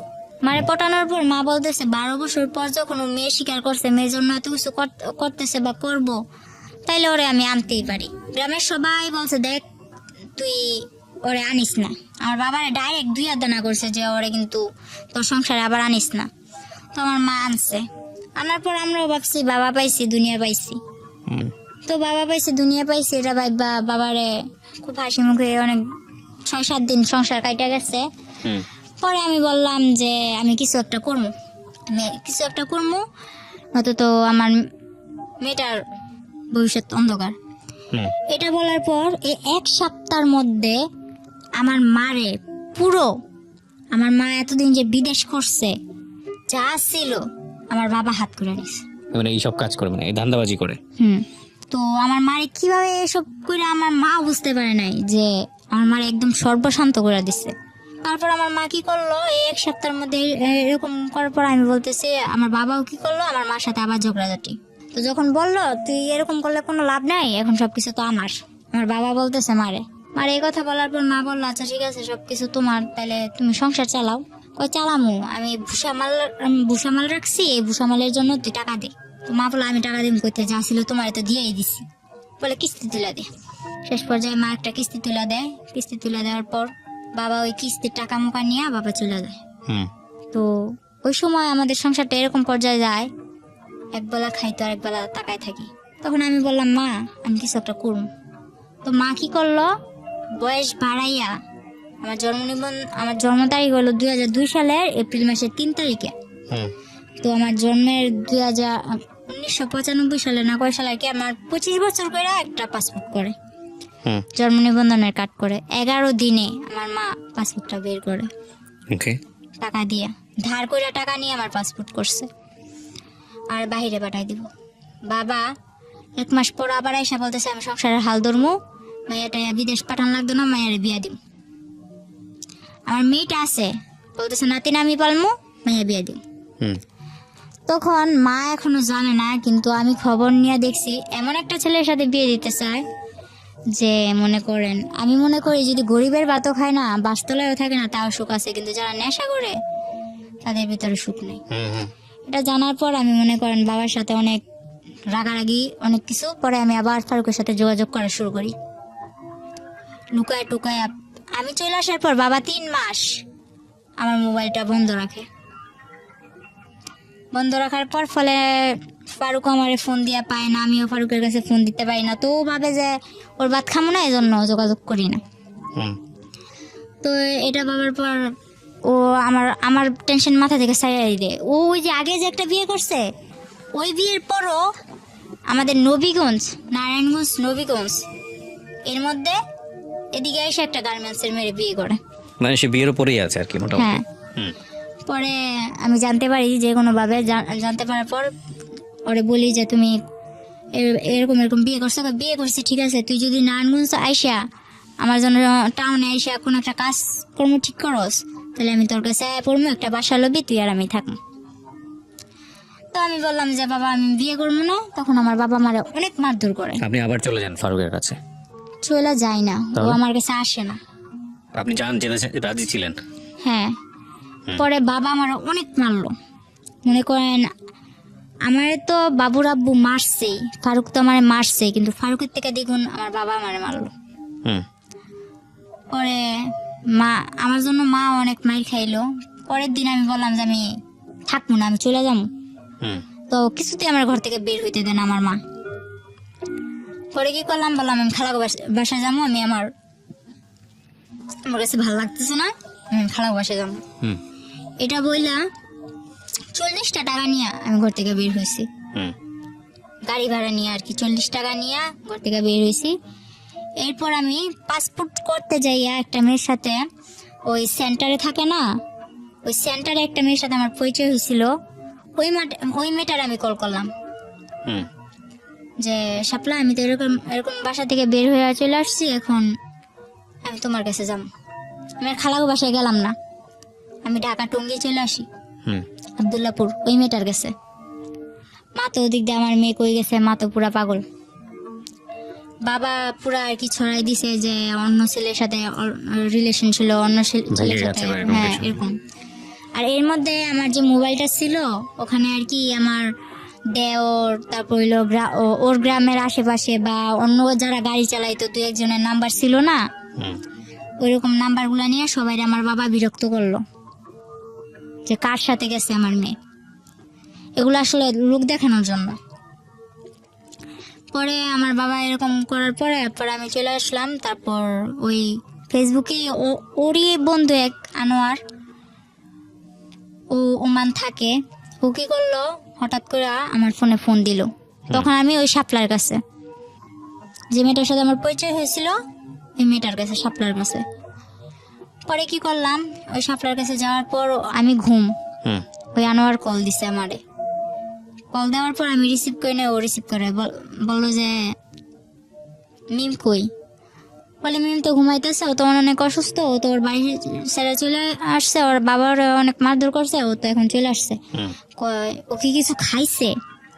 ওই আনোয়ার আবার আমার প্রতি একটু দুর্বল ছিল, এটা আমি জানতাম না, হুম তখন জানলাম। ও কি কিছু খাইছে? পরে শাপলা বললো না খাই নাই, আমার কাছে টাকা নাই, খাওয়াইতে পারে নাই। ওই ছেলে আবার কি করছে, আমারে কিছু না বইলা, আমার সাথে কিন্তু ওর সাথে তখন ওরকম কোনো সম্পর্ক নাই, বন্ধু যে বন্ধু হিসেবেও কোনো সম্পর্ক নাই। ও কি করলো, বললো যে তুমি এখন বিকাশের দোকান যাও। ওই মেয়েটার সাথে সাথে বিকাশের দোকানে যাওয়ার পর 10,000 টাকা দেয় ওরে আমার খাওয়ানোর জন্য, কিন্তু আমি জানি না। পরে ওই মেয়েটা আমার নিয়ে আমার বলে না, আমার ফোনে আর ফোন দেয় না, ওই শাপলার নাম্বার নিয়ে শাপলার সাথে যোগাযোগ করে আমি কেমন আছি, ভালো আছি কিনা শাপলারে জিজ্ঞেস করে, হুম তো আমারে জিজ্ঞেস করে না। পরে শাপলা আমার খাওয়াইতেছে দাওয়াইতেছে খুব ভালো। এর মধ্যে আরেকটা ছেলে, ওর নামটা আমি ভাঙতে চাইতেছি না, ওই ছেলেটাই মেসেঞ্জারে আমারে বলে, ওই ছেলেটার সাথে আমার অনেক দিন ধরে যোগাযোগ, আমার মেয়ে আছে, আমার কিভাবে সংসার ফেলায় আমি আসছি, আমার বাবা আমারে মারধর করে, টোটালি সব জানে ফেসবুকে। হ্যাঁ, ওই মেসেঞ্জারে কতগুলো গ্রুপ থাকে না, হুম ওই গ্রুপ থেকে সব জানে। সব জানার পর তারপর ও বললো কি, ওরে কিন্তু আমি প্রথম আঙ্কেল ডাকছিলাম, ওই ছেলেটারে প্রথম আমি আঙ্কেল ডাকছিলাম। পরে ওই ছেলেটা বলে যে, আমি বলতেছি যে এক পর্যায়ে যখন আমি ওই টঙ্গী আবদুল্লাপুরে চলে আসি, এরপর আস্তে আস্তে আমি ওই মেসেঞ্জারে কথা বলা শুরু করি ফারুকের সাথেও, আর ওর বন্ধু বান্ধবের সাথেও, আর আমার কিছু বন্ধু বান্ধব আছে ওদের সাথেও। এরকম করতে করতে অনেক বন্ধু বান্ধব হয়ে গেল। তো ওই ছেলেটা বলতেছে যে তখন আমার ফেসবুকে সবাই বাবলি নামে চিনতো, তো যেখানে মারিয়া নামটা শুনে ওইখানেই আমার হাজবেন্ড ফারুক আমার ভাইরাল করে, ওই অন্য মাইসের বডিতে আমার ফেস টেস লাগায় ভাইরাল টাইরাল করে, অপমান করে। হুম তো আমার এক ফ্রেন্ড আমারে মিম আক্তার নামে একটা আইডি খুলে দিল। হুম তো মিম আক্তার নামে আইডি খুলে দেওয়ার পর তখন থেকে আমার মিম মিম বলে। তো যখন ওই ছেলের সাথে আমার পরিচয় হইলো, ওই ছেলের সাথে পরিচয় হওয়ার পরে আমি বলতেছি যে এরকম এরকম, আমার একদিন জিজ্ঞেস করতেছে যে তোমার সমস্যা কি, তুমি কারোর সাথে বেশি মিশো না কেন, আর তোমার দেখলে সবাই এত অপমান করে কেন। এটা যখন বলছে তখন আমি সবকিছু ওর কাছে ভেঙে বললাম। তখন ও আমার বললো, কয় আমারও একটা বোন আছে, ও ইন্ডিয়া চলে গেছে, ওর নামও আমার নাম যেটা, ওর নামও এটা। তো এক পর্যায়ে বললো যে তুমি যদি আমাদের এখানে আসো তাহলে আমি কাজ ঠিক করে দিতে পারি তোমার। তো আমি এতটুকু বিশ্বাস নিয়ে গেছিলাম। আর যাওয়ার আগে ও আমার এতটুকু ভরসা দিছিল যে ওর কাছে যাওয়ার পর আমার কোনো ক্ষতি হইব না, আমার গায়ে একটা আঁচড়ও লাগবে না। যাওয়ার পর যেটা হইলো, কিছুদিন ভালো হয়েছিলাম, একটা বাসায় উঠলাম, কিন্তু ওই আনোয়ার এদিক দিয়ে আমার জন্য পাগল, সাপলানেও পাগল করে দিতেছে, ওইটাও আমি জানি না। আনোয়ারের মা আমারে ফোন দেয়, আনোয়ারের ভাবি আমারে ফোন দেয়, ফোন দিয়ে আর কি যা ইচ্ছা তাই। পরে মনে করেন ওই ছেলেটার ওখানে যাইয়া কিছুদিন ভালো হয়েছিলাম, একটা ফ্যামিলিতে যাই আমি উঠি। ওঠার পর ওই ছেলের সাথে মনে করেন ও আমার কাজ ঠিক করে দেয়, কাজ টাজ করি। পরে এক পর্যায়ে ও আমার কি করলো, আমার অনিচ্ছাকৃতভাবে ও আমার পুরোটা যাই না, আমার সাথে জোর করা মনে করেন ফিজিক্যাল ভাবে আর কি এক পর্যায়ে আমার, হ্যাঁ। পরে এরকম করতে লাগলো, এরকম করতে করতে তিনবার আমার সাথে এরকম বাজে এরকম হয়েছে। তখন আমার মার কাছে। তো আপনি ছেলেটার কাছে কেন গেলেন? ওই ছেলেটার কাছে তো আমি যাই নাই, ওই যে আমি টঙ্গী চলে আসি আর বাচ্চা টাচ্চা বাবা মা সব ফালাই রেখা, টঙ্গী থেকে ও আমারে বললো যে তুমি এদিকে আসলে নারায়ণগঞ্জ আসলে। এটা যাওয়া ছেলেটার কাছে বুঝতে হবে, কোনটা ছেলের কাছে যাওয়া কোনটা ছেলেটার কাছে যাওয়া না, এটা বুঝতে হবে না। দেখেন আপনি এখন বর্তমানে কি করছেন, এটা একটু বলেন তো আমাকে। আমি বর্তমানে কিছু করতেছি না, বর্তমানে হাজবেন্ডের সাথে আপনার কোনো সম্পর্ক নাই, ফারুকের সঙ্গে কোনো সম্পর্ক না। আচ্ছা, আর এখন আপনার কিভাবে চলে? আপনার বাচ্চাটা কোথায় থাকে? আমার বাচ্চাটা আমার মার কাছে থাকে, আমি আমার মার কাছে আছি। আর আমি চলে যাওয়ার পর আমার বাবা বাসা থেকে তাড়ানোর পর এর এক সপ্তাহ পর আমার বাবা নিজেও চলে যায়। সেটা নাই বা জানলাম। আজকে এই ঘটনাটা পুরোটা শোনার সময় আমি যথেষ্ট ধৈর্য হারিয়েছি বিকজ অফ গল্প বলার স্টাইলে, কিন্তু আমার কাছে মনে হয়েছে বলার সুযোগ দেওয়া উচিত। যারা ধৈর্য ধরে শেষ পর্যন্ত শুনেছেন তাদেরকে বেশ কয়েকটা কথা বলার জন্য, এবং এই কথাগুলো যে খুব বেশি নতুন তা না। একটা যেটা হচ্ছে কি মিম, প্রথম কথা হচ্ছে যে আপনার আসলে আগাগোড়া তেমন কোনো দোষী নাই। আপনি বর্তমানে বয়স হচ্ছে 18 বছর, আপনি এর মধ্যেই আপনার বাচ্চার বয়স 4 বছর, যাকে কোলে করে নিয়ে এসছেন আপনি, এবং আপনি যে ভাইয়ের কথা বলছিলেন সেই ভাইও আপনার সঙ্গে বোধহয় এসছে। জি আচ্ছা, তো প্রথম কথা হচ্ছে মিম, আপনার এই আগাগোড়া কোনো দোষী নাই। আপনি যতগুলো ভুল এখানে করেছেন আপনি বয়সের খাতিরে সবগুলো ভুলের এক ধরনের মাপ পেয়ে যান। কেন পান আমি সেটা বলি। কারণটা হচ্ছে এই 18 বছর বয়স বা 20-22 বছর বয়স ম্যাচুরিটির জন্য খুব বেশি বয়স না। মেন্টাল ম্যাচুরিটি যেটাকে আমরা বলি, মানসিকভাবে পরিপক্ক হওয়া বাংলায় যেটাকে বলে, তো সেটার জন্য বয়স তেমন কোনো বয়স না। কিন্তু এই 18 বছরে আপনার জীবনে যত বড় বড় ঝড় গেছে সেটা সারা জীবনেও অনেক মানুষ সেটা ফেস করে না। আপনি আজকে কষ্ট করে এখানে এসেছেন, গল্পটা বললেন, এবং আমি জানি বাংলাদেশের অনেক মেয়ের, প্রত্যন্ত গ্রামাঞ্চলের অনেক মেয়ের জীবন গল্পই হয়তো আপনার মতো। তো সেই জায়গাটা থেকে আমি আপনাকে রিকোয়েস্ট করবো, মূল ফোকাসটা হওয়া উচিত আপনার লেখাপড়া। এখনো মাত্র 18 বছর বয়স, আপনি এই লেখাপড়া এবং পাশাপাশি কিছু কাজ করে নিজের পায়ে দাঁড়ানো। আমার এখনো ইচ্ছা করে পড়ালেখা করতে, কিন্তু আমি যে আজকে এখানে আসা হয়েছে আমার, ঠিক আছে আমি আসছি, ঠিক আছে আমি আসছি, কিন্তু আমি যাবো কি করে এটা কিন্তু এখন আমার ঠিক নাই। মানে আপনি অর্থনৈতিক সাপোর্টের কথা বলতেছেন, হ্যাঁ, কিন্তু আপনার ইচ্ছা থাকলে সেটা সম্ভব। মানে আপনি যদি ইচ্ছা করেন এখন, হ্যাঁ আপনি বলছেন আপনার সামর্থ্য নাই, কিন্তু আপনার আমি যদি মনে করি সামর্থ্য নাই, তার মানে আপনি বসে থাকতে পারেন না। নিশ্চয়ই আপনি নিশ্চয়ই খাওয়া দাওয়া করবেন। তার মানে আপনার মানে এক খাওয়া দাওয়া বলতে আমি যেটা বোঝাচ্ছি, আপনার 3 বেলা ঘরে খাবার নাই, তার মানে কি আপনি মরে যাবেন? মরে যাবেন না, নিশ্চয়ই খাবারের ব্যবস্থাটা নিশ্চয়ই হয়ে যাবে। ওই যে আপনি বললেন না যে পাশের প্রতিবেশী আপনার টিন কেটে খাবার দিতে আপনাকে 1 মাস, তাহলে আল্লাহ আপনার রিজিক রেখেছিল বলে আপনি খেতেন। ওইখানে একটা প্যাশন থাকতে হয় যে না, আমাকে সার্ভাইভ করতে হবে, আমাকে বেঁচে থাকতে হবে, আমাকে লেখাপড়া শিখতে হবে, আমার লেখাপড়াই হচ্ছে আমার মুক্তি, এটাই হচ্ছে আমার রাস্তা। হ্যাঁ, with the name of Almighty Allah. So আপনি যদি এভাবে চিন্তা করেন তাহলে দেখবেন যে লেখাপড়াটা আপনার কাছে আসছে, আপনি শিখতে পারছেন। জীবনে যত নাটকীয় ঘটনা ঘটে, যত ভালো ভালো রেজাল্ট আসে, তার পিছনে একটা মানে খুব শক্তিশালী একটা বলা যেতে পারে না পাওয়ার মতো একটা ঘটনা থাকে। লাইক আপনি এখন যে অবস্থার মধ্যে আছেন, কিন্তু আপনাকে বিশ্বাস করতে হবে যে না, আমি এই জায়গাটা থেকে বের হয়ে আসতে পারবো। আপনি যদি মনোবল, যদি শক্তি থাকে, আল্লাহ আপনার পাশে আছেন, সবসময় আছেন। তো প্রিয় শ্রোতা, আমি শেষ করছি আজকের এই জীবন গল্প। অনেক লম্বা সময় ধরে বললাম। আমি জানি বাংলাদেশের অনেক মেয়ের পারিবারিক যে নিরাপত্তা বেষ্টনী, সেখানে অনেক বড় সমস্যা আছে। তো সব কথা শেষ কথাটা হচ্ছে এটাই যে আমরা যেন আমাদের সন্তানদেরকে ওই নিরাপত্তা বেষ্টনীর মধ্যে রাখতে পারি পারিবারিকভাবে। এটা তাদের জন্য খুব খুব খুব প্রয়োজন, খুব প্রয়োজন। তো থ্যাংক ইউ সো মাচ। আজকে যারা অনুষ্ঠানটা শুনলেন তাদেরকে ধন্যবাদ জানাচ্ছি। আগামী বুধবার আবারও কথা হবে। অনেক অনেক ভালো থাকবেন। শুভরাত্রি। জীবন গল্প।